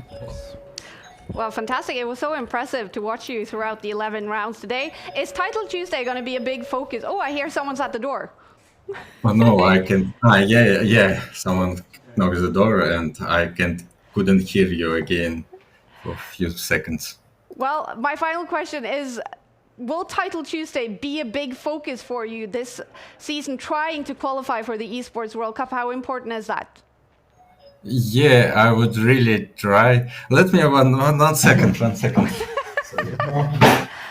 Okay, someone's at the door. Well, I love this. We're just intruding the player's private space with Title Tuesday. I can see him running back. I'm so sorry, That's my okay. mom come to my room again. So I'm really happy, but I'm not sure about focus. I really wanted to focus the winter season, but maybe I will focus now. But unfortunately, I have so many tournaments like Grand Swiss and European Championship, Club Cup, and so many. So in the winter, usually professional players doesn't have any tournaments and play this Title Tuesday more, and I wanted to focus on it, but I don't know. Maybe after this win, I will try. Well, we hope you will. Congratulations on winning Game Week 1 and scoring 10 points on the Champions Chess Tour standings. Thank you for joining us. Thank you. And meanwhile, we have also been joined by Magnus Carlsen here in the Take studio. How are you, Magnus? My brain is fried, to be honest. I can imagine. But apart from that, I'm okay. 9 points in Game Week 1 of the new Title Tuesday, the Premier League of Chess. How does that taste? No, it's okay. Obviously, I'm not happy with the score or the play. I mean, the play was a lot worse than the score. But yeah, that's how it is. I mean, I had a shot against Sarana. I was better, and then I lost control, and he took his chances perfectly. So it was very deserved. But yeah, I was not at the level I needed to be at all today. We have to ask you to give your verdict on the new format, especially with the no increment time control of 5 minutes. What was it like? There was zero air in the room, so it was pretty horrible to play. But apart from that, it was fine. I enjoyed the fact that there was no increment, since it means that you don't have to wait that long until the next game. It becomes more predictable. So that is good. It was also fun to watch the flagging skirmishes in other games. And as for myself, I don't think it made a ton of difference in kind of approach or score. Yeah. My next question was going to be, how did you feel about your new 2882 streaming room? The air was not good, so I guess we then have to work on that. Well, the problem is, there's an office party going on out here. Yes. And if the door is open, then the air is okay. But if it's then I can hear people, and there's this constant noise in the background. So yeah, we need to work on that. We need to work on that. We see here, Magnus, this is the brand new Take office. There is a launch party going on today with a bunch of people. Of course, we have to celebrate both Title Tuesday and everything happening with Take. How do you feel about all of that? Being a part of that, being such a big part of this company? No, that part feels great, and I think we're definitely making a very good change here for Title Tuesday and for the EWC, and and for professional chess as a broader thing. So it's just the start, and we'll take it from here. Yeah, you do score points on the Champions Chess Tour leaderboard with your 5th place today. So how do you plan to qualify for the Esports World Cup? Is it through Title Tuesday, or is it through all these other possible paths? I qualified by winning the last event. Ah, so you're already there. Okay. Sadly. I was looking forward to qualifying, but I was, sad to learn that I already did. But that doesn't really change my approach to the weekly events. I'm very glad to hear. Magnus, go grab some fresh air. Thank you for joining us in the studio. Thank you. All right, Magnus Carlsen ends up in 5th place in Game Week 1 of the autumn split. This was the first show of Title Tuesday, the Premier League of chess. Magnus, he did seem a little tired maybe while playing 2 hours in bad air quality is not easy. Yeah, I've been there myself. I played countless Title Tuesdays, and it's always a bit of a marathon. Like you say, Kai, it's just 2 hours, but you pack so much into it. Normally to play 11 games, it's over 11 days. You have some time to prepare, some time to analyze, some time to kind of relax and chill, recover. But Title Tuesday is bang, bang, bang, non-stop action, and I think we all feel like that. Magnus has kind of summed it up perfectly. That's how we all feel after a tournament. Serrano was kind of riding high on the adrenaline. But yeah, I think Magnus, it's nice to see him motivated, nice to see him kind of really enjoying this. And yeah, he'll be back itching to get those titles. Yeah. And can we get up the final standings? What was the final results here in Game Week 1 of Title Tuesday? Here we have it. Alexei Sorana and Esipenko both on 9.5 points, but with better tie breaks, Sorana takes the win. And we, of course, have to mention the CCT points, the Champions Chess Tour points. Sorana now gets 10 points on the Champions Chess Tour standings. Esipenko gets 7. Andrekin gets 5 points, and Lazovic, he gets 4 points. Magnus Carlsen, he gets, there we have it, 3 points. 6th through 7 gets 2 points, and 8th to 10th gets 1 point. There will be a bunch of Title Tuesdays to score those Champions Chess Tour points. Your top 8 results from each splits counts towards the Champions Chess Tour leaderboard. All right, well, how would you sum up this very first Title Tuesday with the brand new format? Exciting. Yeah. Yeah. It's been really, really exciting. So I had to calm myself down and get a beer prepared. Oh, I like it. So, while Magnus was doing his interview, but it's been great fun to watch. It's so quick, it's so fast, and you don't get time to get a breath, do you? I mean, it's brilliant, and it's going to be every Tuesday. So every single Tuesday here. Yep. You're going to be here doing it? Yep. With David? Yep. Great. I'll be tuning in, maybe playing occasionally.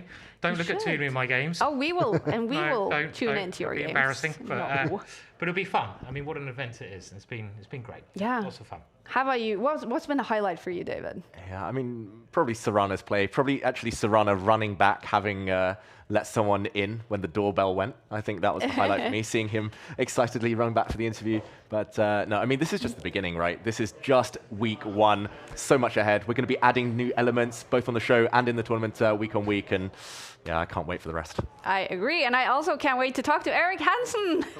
Hey, sit down, Eric. Welcome to our Take studio. Nice studio. Thank you. And how did you enjoy the Dave Cave? It got better. Okay. I was flagging a lot. Yeah. And new format, I think it's going to be fun. It just takes an adjustment period. Yeah.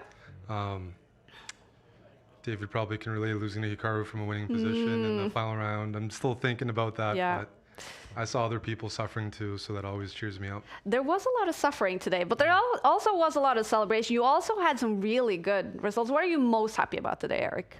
Well, just that I caught up in the tournament. Like you can either tilt, because I was flagging all these games, but I recovered a bit. I just wanted to play some good players at the end, and we got to that stage. So I'm more happy psychologically that after I was 3 out of 5 or something, it's hard to keep playing because you pretty much need to win all your games to win this tournament. It's such a strong event. But I managed to delay, win some games, get back in there. I think my round 10 game I was happy about. Yep. played another strong player and had a win. Wasn't slow. It was just a clean game. And most of my games today weren't very clean.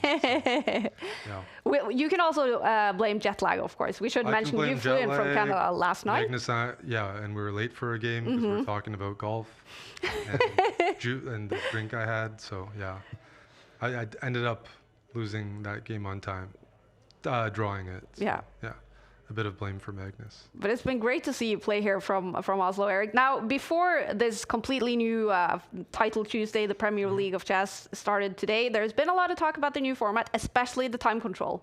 No increment, 5+0. What's your honest verdict on 5+0? Oh, I like it. And I think I was commentating on the Esports World Cup. I know David was there too. Those games were fun. Yeah. Without increment, I think takes always a bit of getting used to for the chess audiences. You know, chess audiences, they're very particular, but I think it's going to pick up, and it's just a different format, but it's exciting for the viewers. I'm sure it's going to be embraced very soon. We're not used to change. We don't like change all the time, but 5-0 is a good one. Yeah.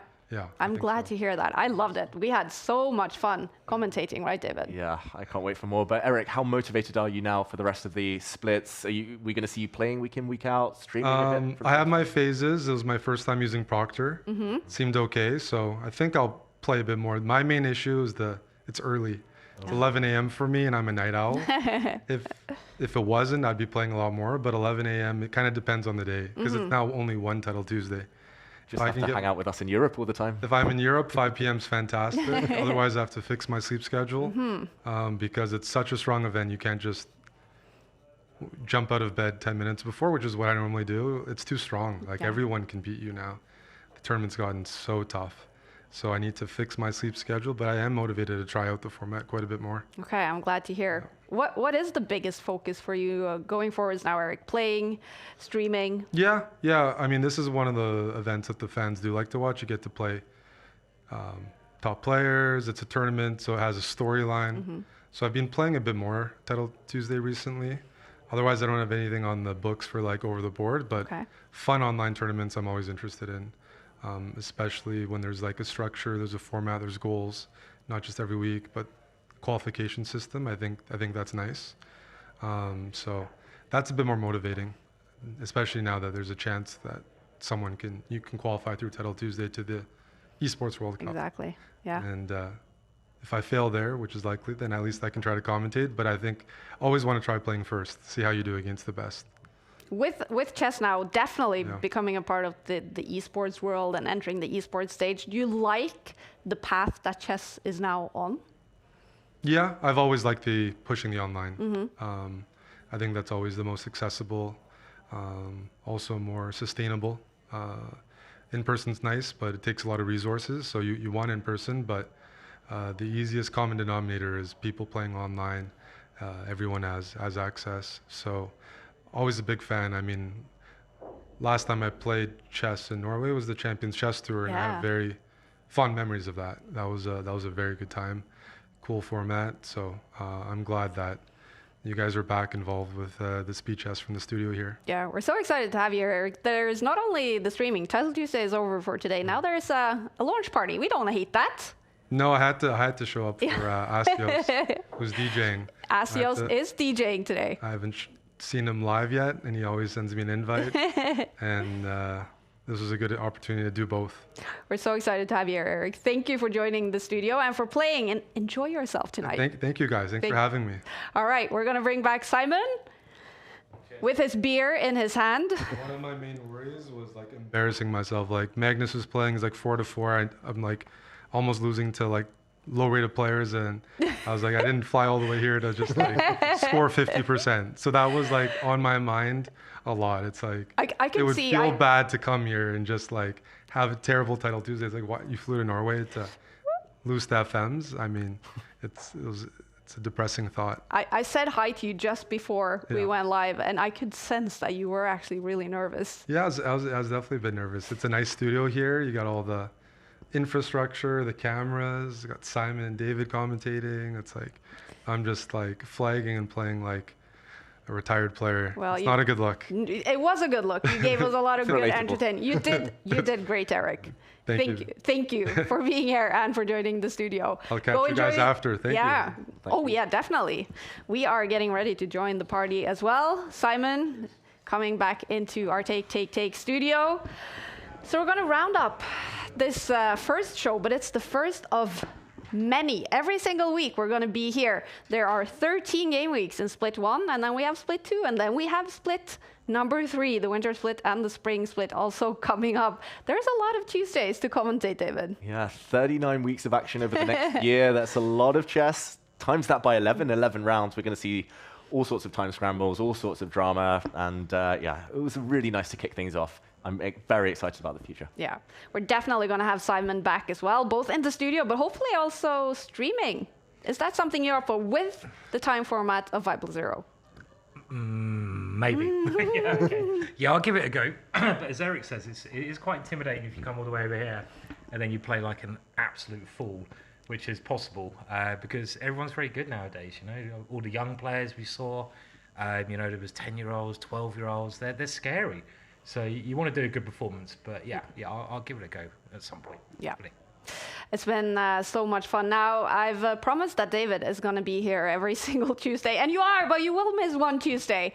Chess is very important, but one thing is actually more important, and that is love. Going to a wedding next Tuesday, David. Yeah, so I'll be away. Sorry, everyone, but we'll have a very, very impressive replacement for me, and I'll be back. You will definitely be back. You guys, thank you so much for guiding us and taking us through all the flagging, all the time trouble, all the great moves, the blunders today of the first Title Tuesday, the Premier League of chess. We hope you guys at home have enjoyed it. This was the first of many broadcasts. If you watched us or if you watched the point of view streams from your favorite players, we hope this is becoming a habit. Please join us again Tuesday, 1 week from now. Every single Tuesday, the top players will be playing this fantastic format with 5+0, no increment chess.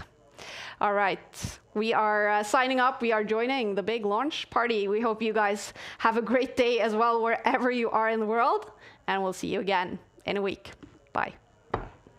Hey, you guys, it's starting. Title Tuesday, game week 1. He plays one of the best moves, apparently, by breaking out in the center. White is still winning this position with the pawn on the e-file, about to become a queen or cost black his rook.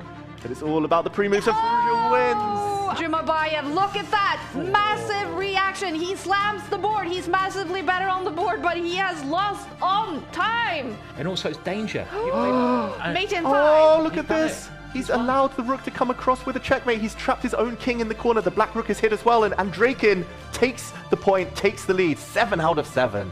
Looks like Firouzja's almost getting it done on the board. Should still be a draw. Best play, and he drops his bishop. He's losing now suddenly on the board. Black king coming in. The black pawn's coming in. Serrano wins on time. Oh, he gets flagged. Alireza Firouzja loses.